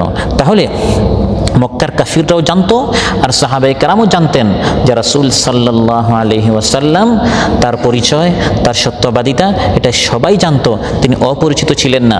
তাই আল্লাহ তাআলা বলছেন, একজন পরিচিত লোক, সবাই জানে যে তিনি সত্যবাদী আর তিনি আসলেই নবী, এরপরও যারা অস্বীকার করে তারা অবশ্যই জালিম। ওয়াকাল আয-যালিমুন, এই জালিমরা বলে, ইন তাত্তাবিউনা ইল্লা রাজুলাম মাসহুরা, তোমরা তো কোনো নবীর অনুসরণ করছো না, বরং তোমরা এক জাদুগ্রস্ত লোকের অনুসরণ করছো। সে প্রতিদিন এসে যে কোরআনের নামে নতুন নতুন কথা বলে, এটি হচ্ছে তার জাদুর কিছু যন্ত্র, মন্ত্র, তন্ত্র, এটা আসলে রবের কালাম নয়। আল্লাহ বলেন, হে নবী দেখেন এরা আপনাকে নিয়ে কেমন দৃষ্টান্ত দিচ্ছে। উনজুর কাইফা দারাবু লাকাল আমসাল ফাদাল্লু ফালা ইস্তাতিউনা সাবিলা, হে নবী দেখুন তারা আপনার জন্য কেমন উপমা পেশ করছে, ফলে তারা পথভ্রষ্ট হয়েছে, সুতরাং তারা কোনো পথ পেতে সক্ষম হয় না। উনজুর কাইফা দারাবু লাকাল আমসাল, দেখুন আপনার জন্য তারা কেমন উপমা পেশ করেছে, কেমন আজীব আজীব বিস্ময়কর শব্দ তারা আপনার জন্য চয়ন করে। এক একটা শব্দ এত আজীব, দৃষ্টান্তের মতো, যেরকম দৃষ্টান্ত সাধারণত আমরা কাল্পনিক বিষয় দিয়ে থাকি, তো তারাও আপনার জন্য এরকম কাল্পনিক শব্দ বলে। কেউ বলে আপনি গণক, কেউ বলে জাদুকর। তো আপনি তো একই সময় গণকও হবেন, জাদুকরও হবেন, জাদুগ্রস্ত হবেন, মিথ্যাবাদী হবেন, লাসকেট হবেন, সব কিছু তো আপনি একই সময় হবেন না। মূলত তারাও একমত হতে পারছে না আপনাকে নিয়ে তারা কি বলবে। ফলে ফাদাল্লু, তারা পথভ্রষ্ট হয়েছে। কোনটা সঠিক তারা নিজেরাও জানে না। মূলত তাদের সব কথাই মিথ্যা, আপনি যা বলেন এটাই সত্য। ফাদাল্লু, তারা সত্য থেকে অনেক দূর চলে গেছে, তারা হিদায়তের মধ্যে নেই, হিদায়তের দ্বারা কাছেও তারা আসতে পারে নাই। ফালা ইস্তাতিউনা সাবিলা, সঠিক পথ তারা খুঁজে পাচ্ছে না। তারা যে কথা বলে, একজন বলে আপনি জাদুকর, একজন বলে আপনি মিথ্যাবাদী, একজন বলে আপনি গণক, তাদের এই কথাকে সঠিক প্রমাণিত করার জন্য লা ইস্তাতিউনা সাবিলা, সঠিক প্রমাণিত করার জন্য তারা কোনো পথ, কোনো প্রমাণ খুঁজে পাবে না। তারা আপনার আমানতদারি, আপনার চরিত্রের উপর দোষ দেওয়ার জন্য তারা কোনো পথ খুঁজে পাবে না, এবং তারা হিদায়তের কোনো পথ খুঁজে পাবে না। হে নবী, আপনি মনে মনে ভাবতে পারেন যে কাফিররা আমার সম্পর্কে এত কথা বলে, যদি আল্লাহ তাআলা আমাকে 2-1টা বাগান দিয়ে দেন তাহলে তো ভালো হয়। 2-1টা বাগান দিয়ে দিলে কাফিররা এটা মেনে নিত, তখন সব কাফিররা মুসলমান হয়ে যেত। মাঝে মধ্যে আমাদের মধ্যে এরকম চিন্তা আসে যে ইসলামের শত্রুরা এত অপবাদ দিচ্ছে, একবার ক্ষমা চেয়ে নিলেও তো হয়ে যায়, তারা যেটা বলছে তাদের দাবিটা মেনে নিলেই হয়ে যায়। আসলে তাদের দাবি একটা মানলে তখন তারা দাবি আর 10টা করবে। যতক্ষণ পর্যন্ত ওয়ালান তারদা আনকাল ইয়াহুদ ওয়ালান নাসারা হাত্তা তাত্তাবিআ মিল্লাতাহুম, ইহুদি খ্রিস্টানরা আপনার উপর খুশি হবে না যতক্ষণ পর্যন্ত আপনি নিজে ইহুদি হন নাই, খ্রিস্টান হন নাই, তাদের আদর্শ গ্রহণ করেন নাই। অন্যথায় তারা বলবে আপনার কেন এরকম একটা বাগান হলো না, আপনি ভাবছেন এই ধরনের একটা বাগান হয়ে গেলে তো তারা মেনে নিবে না, তখন তারা আরেক দাবি করবে। যেরকম মক্কার কাফিররা বলেছিল, হে মুহাম্মদ, ওই আসমানের চাঁদকে যদি তুমি দ্বিখণ্ডিত করে দেখাও আমরা সবাই ঈমান নিয়ে আসব। মহানবী সাল্লাল্লাহু আলাইহি আল্লাহর নিকট দোয়া করলেন, হে আল্লাহ, এই চাঁদকে দ্বিখণ্ডিত করে দেখাও, সবাই তাহলে মুসলমান হয়ে যাবে। আমার এরকম ঘরে ঘরে রুমে রুমে গিয়ে তো কষ্ট করছি। আল্লাহ তাআলা তার দোয়া কবুল করলেন, তিনি চাঁদের দিকে ইশারা করলেন, চাঁদ দ্বিখণ্ডিত হয়ে গেল। তখন ইসলাম গ্রহণ করে না কাফিররা, বরং তারা বলল সিহরুম মুস্তামির, এটি আগে থেকে চলে আসা জাদুর একটি ধারাবাহিকতা। আগেও সে জাদু দেখিয়েছে, এখন নতুন আরেকটা জাদু দেখাচ্ছে। হ্যাঁ নবী, আপনি এটা মনে করবেন না যে যদি আপনার এ ধরনের একটা বাগান হয়ে যায় বা রাজা বাদশাদের মতো এরকম আমি আপনার সাথে বডিগার্ড হিসাবে বিভিন্ন ফিরিস্তা দিয়ে দেই, তখন তারা মেনে নিবে। তখন তারা নতুন নতুন আরও অনেক কথা বলবে, নতুন নতুন আরও আপনার অন্যান্য সমালোচনা করবে, দুষ্ত্রুটি বের করবে। আসলে তারা হিদায়ত গ্রহণ করতে চায় না। আপনার এই দাওয়াতটি অনেক কঠিন, এটা তারা সহ্য করতে পারছে না, এটা হচ্ছে মূল বিষয়। অন্যথায় আপনাকে এই ধরনের বাগান দেয়া, আপনাকে এই ধরনের আশেপাশে ফিরিস্তা বডিগার্ড হিসাবে দেয়া, এটা আমি আল্লাহর জন্য কোনো বিষয় না। তাবারাকাল্লাযী শাআ জাআলা লাকা খায়রাম মিন যালিকা জান্নাতিন তাজরি মিন তাহতিহাল আনহার ওয়া ইয়াজআল লাকা কুসুরা। তাবারাকা, তিনি বরকতময়, যিনি ইচ্ছা করলে হে নবী আপনার জন্য দিতে পারেন তারা যা চাচ্ছে এর চেয়ে উত্তম। ইনশা জাআলা লাকা খায়রাম মিন যালিক, তারা আপনার জন্য কি চাচ্ছে? যে এমন একজন নবী যিনি বাজারে চলেন, যিনি আমাদের মতো খাবার খান, তার একটা বাগান হলো না কেন? আসমান থেকে আল্লাহ তাআলা তার জন্য ধনভাণ্ডার নাজিল করেন না কেন? তারা যা চাচ্ছে আমি আল্লাহ তাআলা চাইলে এর চেয়ে বেশি আপনাকে দিতে পারি। খায়রাম মিন যালিক জান্নাতিন তাজরি মিন তাহতিহাল আনহার, আমি দুনিয়াতে আপনাকে এমন বাগবাগিচা উদ্যানসমূহ দিতে পারি, আপনি মক্কায় বসে থাকবেন, এমন বিশাল আপনি ওয়াজআল লাকা কুসুরা, আপনার এক প্রাসাদ হবে, বাগবাগিচা হবে, যার নিচ দিয়ে নদ নদী প্রবাহিত হবে। এটা আমি আল্লাহ তাআলা চাইলে আপনাকে দিতে পারি কিনা? দিতে পারি। তাফসিরে জালালাইনে এসেছে এই ফিদ দুনিয়া, দুনিয়াতেই সব আপনাকে দিতে পারি, কিন্তু দিচ্ছি না কেন? লিআন্নাহু শাআ আন ইউতিয়াহু ইয়াহা ফিল আখিরাহ, কারণ আল্লাহ তাআলা চান হে নবী আপনার জন্য এই সব কিছু আখিরাতে দিতে। সুবহানাল্লাহ। এটি নবী এবং নবীওয়ালাদের জন্য, কিয়ামত পর্যন্ত যারা নবীর মিশন ভিশন নিয়ে দাঁড়াবে সবার জন্য শিক্ষা। আপনি যখন ইসলামের দাওয়াত দেওয়ার জন্য দাঁড়াবেন, ইনসাফের দাওয়াত, ইসলামের দাওয়াত, পবিত্রতার দাওয়াত, মহান এই ভিশন নিয়ে যখন দাঁড়াবেন, বাতিলপন্থীদের পক্ষ থেকে নানা অভিযোগ আসবে, প্রশ্ন আসবে, তখন আপনার মনটা যেন দুর্বল হয়ে না যায়। তারা যা চাচ্ছে আল্লাহ আপনাকে সব দিয়ে দিতে পারেন, কিন্তু আল্লাহ দিবেন না। আল্লাহ চান মুসলমানরা এই দুনিয়াতে কোনো রকম জীবন যাপন করুক, পরকালে আখিরাতে তাদের জন্য রয়েছে আল্লাহর পক্ষ থেকে জান্নাত। সুবহানাল্লাহ। কাফির মুশরিকদের যে মানদণ্ড মাপকাঠি আর আল্লাহর মাপকাঠি তো এক নয়। কাফির মুশরিকদের চিন্তা মানদণ্ড মাপকাঠি হচ্ছে কি, যে যিনি নবী হবেন তার বিশাল বাগান হবে, শাহী তার অবস্থান হবে, বিশাল গাড়ি বাড়ি অট্টালিকা হবে। কোরআনের মধ্যে আল্লাহ বলছেন ওয়াকালু লাউলা নুজ্জিলা হাযাল কুরআনু আলা রাজুলিন মিনাল ক্বরয়াতাইনি আযীম, তারা বলে এই কোরআন মুহাম্মদের মতো একজন ইতিমের উপর নাজিল না হয়ে মক্কা থেকে তাইফ পর্যন্ত বিশাল বিশাল বাগানের মালিক, যেমন ওয়ালিদ বিন মুগীরা, যেমন আবু জাহল, আবু লাহাব, উতবা, শাইবা, এরকম বড় এক ধনী ব্যক্তির উপর কোরআন নাজিল হতো, তাহলে সে ধনী হতো, তার হাতে ক্ষমতাও আছে, তার 10 বা 8 বা 12 বা 15 পুত্র সন্তান আছে, আশেপাশে সন্তানরা থাকবে, তারপর সে আসবে, তাহলে আমরা তার কথা মানতাম। মুহাম্মদের একটা ছেলে সন্তান তো বাঁচে না, আবতার, তারা বলল, আল্লাহ আয়াত নাযিল করলেন ইন্না শানিআকা হুয়াল আবতার, হে নবী আপনার ছেলেরা মারা যায়, আপনি মনে কষ্ট পাবেন না, যারা আপনাকে লেজ কাটা বলে তারাই লেজ কাটা হবে। সুবহানাল্লাহ। আবু জাহেলের সন্তান ইকরামা রাদিয়াল্লাহু আনহু, তিনি তার বাবার আদর্শ ত্যাগ করে নবী সাল্লাল্লাহু আলাইহি ওয়াসাল্লাম আদর্শ গ্রহণ করেছেন। সুবহানাল্লাহ। তাহলে আবু জাহেল লেজ কাটা হয়ে গেল, তার সন্তানই তার বাবার আদর্শ ত্যাগ করে, রক্তের সম্পর্কের ছিল কিন্তু আদর্শ তার বাবারটা প্রত্যাখ্যান করে তার বাবা সারা জীবন যে নবীর বিরোধিতা করলেন, ইকরামা রাদিয়াল্লাহু আনহু সেই নবীর দাওয়াত গ্রহণ করে সাহাবী হয়ে গেলেন। হ্যাঁ নবী, আপনি লেজ কাটা নন, আপনার শত্রুরে লেজ কাটা। আপনার আদর্শ কিয়ামত পর্যন্ত প্রাচ্য পাশ্চাত্যে সব জায়গায় ধ্বনিত প্রতিধ্বনিত হবে, আশহাদু আল্লা ইলাহা ইল্লাল্লাহ আশহাদু আন্না মুহাম্মাদান রাসূলুল্লাহ। যেখানে আমি আল্লাহর নাম, সেখানে আপনার নাম উচ্চারিত হবে। অতএব তাদের মাপকাঠি ছিল যে নবী হবে তাকে বাদশা হতে হবে, তার বাগান হতে হবে।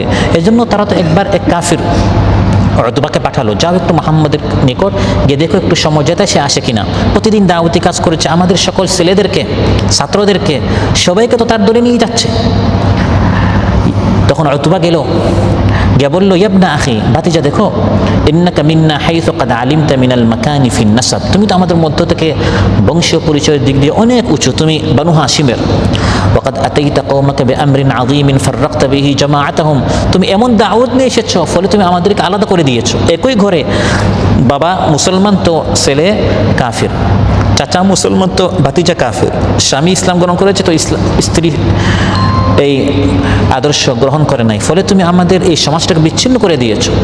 তো ভাতিজা শুনো, উতবা বলছে রাসূল সাল্লাল্লাহু আলাইহি সাল্লামকে, তোমার এই দাওয়াতের উদ্দেশ্য যদি থাকে কিছু মাল জমা করার জন্য, সংগ্রহ করার জন্য, উপার্জন করার জন্য, এই ধান্দায় যদি তুমি এই কাজ করে থাকো, জামা'না লাকা মিন আমওয়ালিনা হাত্তা তাকুনা আকসারানা মাল, আমরা তোমার জন্য মাল এমনভাবে জমা করব তুমি আমাদের মধ্যে সবচেয়ে ধনী হয়ে যাবে।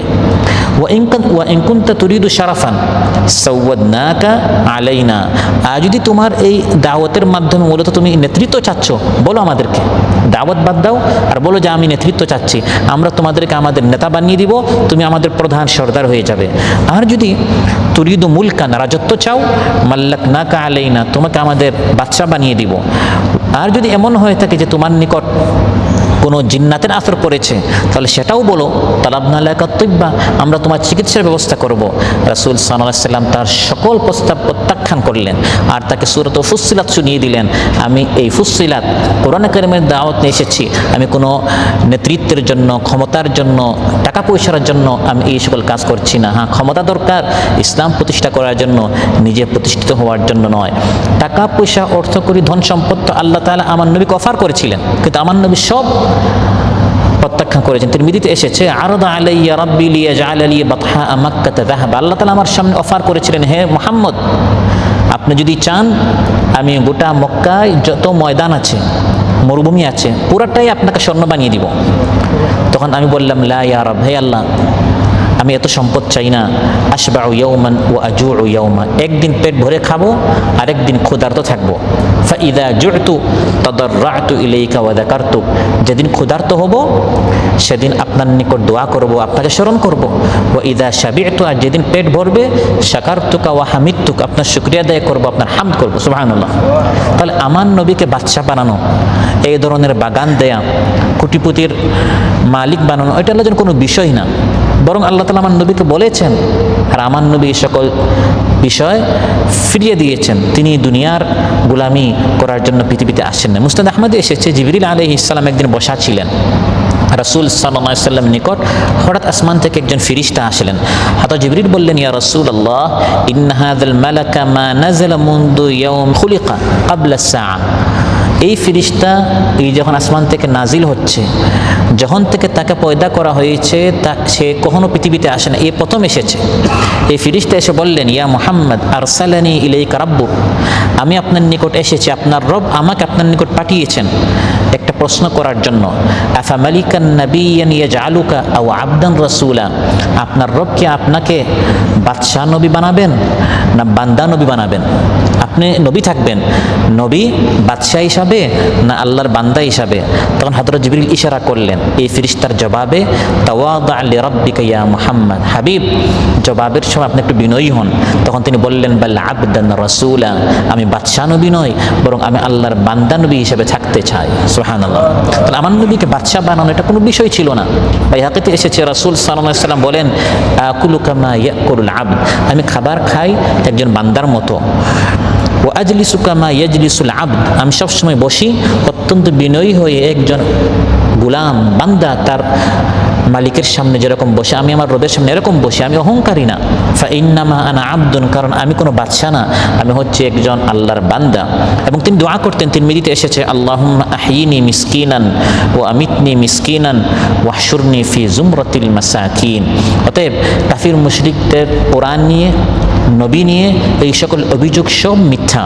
কোরআন সত্য, আল্লাহ সত্য, রাসূল সাল্লাল্লাহু আলাইহি ওয়াসাল্লাম সত্য। আর এই কথাই রাসূল সাল্লাল্লাহু আলাইহি ওয়াসাল্লাম প্রায় রাত্রে যখন তাহাজ্জুদের জন্য উঠতেন, বুখারী মুসলিম এসেছে, তিনি একটি দোয়া করতেন। সে দোয়ার মধ্যে এটা ছিল, ওয়ালাকাল হামদু আনতাল হাক্কু ওয়া ওয়া'দুকাল হাক্কু ওয়া লিকাউকা হাক্কু ওয়া কাউলুকা হাক্ক ওয়াল জান্নাতু হাক্কু ওয়ান নারু হাক্কু ওয়ান নাবিয়্যুনা হাক্ক ওয়া মুহাম্মাদুন সাল্লাল্লাহু আলাইহি ওয়াসাল্লাম হাক্ক ওয়াস সাআতু হাক্ক। হে আল্লাহ, আপনার হামদ, আপনি সত্য, আপনার ওয়াদা সত্য, আপনার সাথে সাক্ষাৎ হবে এটা সত্য, আপনার কালাম কোরআন সত্য, আপনার জান্নাত সত্য, জাহান্নাম সত্য, আপনার নবীরা সত্য, রাসূল সাল্লাল্লাহু আলাইহি ওয়াসাল্লাম সত্য, কিয়ামত সত্য, সব সত্য। কাফির মুশরিকদের এই সকল অভিযোগ, সমালোচনা, তিরস্কার, তাদের সকল প্রশ্ন, এর মাধ্যমে সত্য যে মিথ্যা হয়ে যাবে বিষয়টা এমন নয়। দিবালোকের মতো স্পষ্ট, আপনি সত্য, আপনার কোরআন সত্য। অতএব ফাস্তামসিক বিল্লাযী উহিয়া ইলাইক ইন্নাকা আলা সিরাতিম মুস্তাকিম, আপনার উপর যে কোরআন নাজিল হয়েছে এটাকে আঁকড়ে ধরেন। তাদের বিরোধিতার কারণে আপনি এটা ছেড়ে দিবেন না, বা তাদের নিকট কোনো সমঝোতায় আসবেন না, বা আপনার দাওয়াত একটু শিথিল করে দিবেন না যে এত তারা আমাকে গালি দিচ্ছে, একের পর এক মিথ্যাবাদী, একের পর এক জাদুকর, একের পর এক জাদুগ্রস্ত, একের পর এক এমন কথা বলছে, তাহলে আমি আমার দাওয়াতটা বাদ দিয়ে দেই। না, হে নবী, এই সকল দাওয়াত বাদ দিবেন না। আপনি আপনার দাওয়াতের উপর আরও অটল থাকেন, আপনাকে বিজয়ী করা এটা আমি আল্লাহর দায়িত্ব। আল্লাহ সুবহানাহু ওয়া তাআলা আমাদের সবাইকে আমৃত্য কোরআনের উপর, সুন্নাহের উপর অটল অনড় থাকার তৌফিক দান করুন। আমরা যেন কোরআনের দাওয়াত, দ্বীনের দাওয়াত, সুন্নাহের দাওয়াত আমরা সবাই দিতে পারি। আল্লাহ সুবহানাহু ওয়া তাআলা আমাদের সবাইকে দাঈ আল্লাহ হিসেবে কবুল করুন। খালিস আল্লাহর প্রকৃত ঈমানদার বান্দা হিসেবে আমাদের সবাইকে আল্লাহ তাআলা কবুল করুন। সুবহানাকাল্লাহুম্মা বিহামদিক, আশহাদু আল্লা ইলাহা ইল্লা আনতা, আস্তাগফিরুকা ওয়া আতুবু ইলাইক। আসসালামু আলাইকুম ওয়া রাহমাতুল্লাহি ওয়া বারাকাতুহু।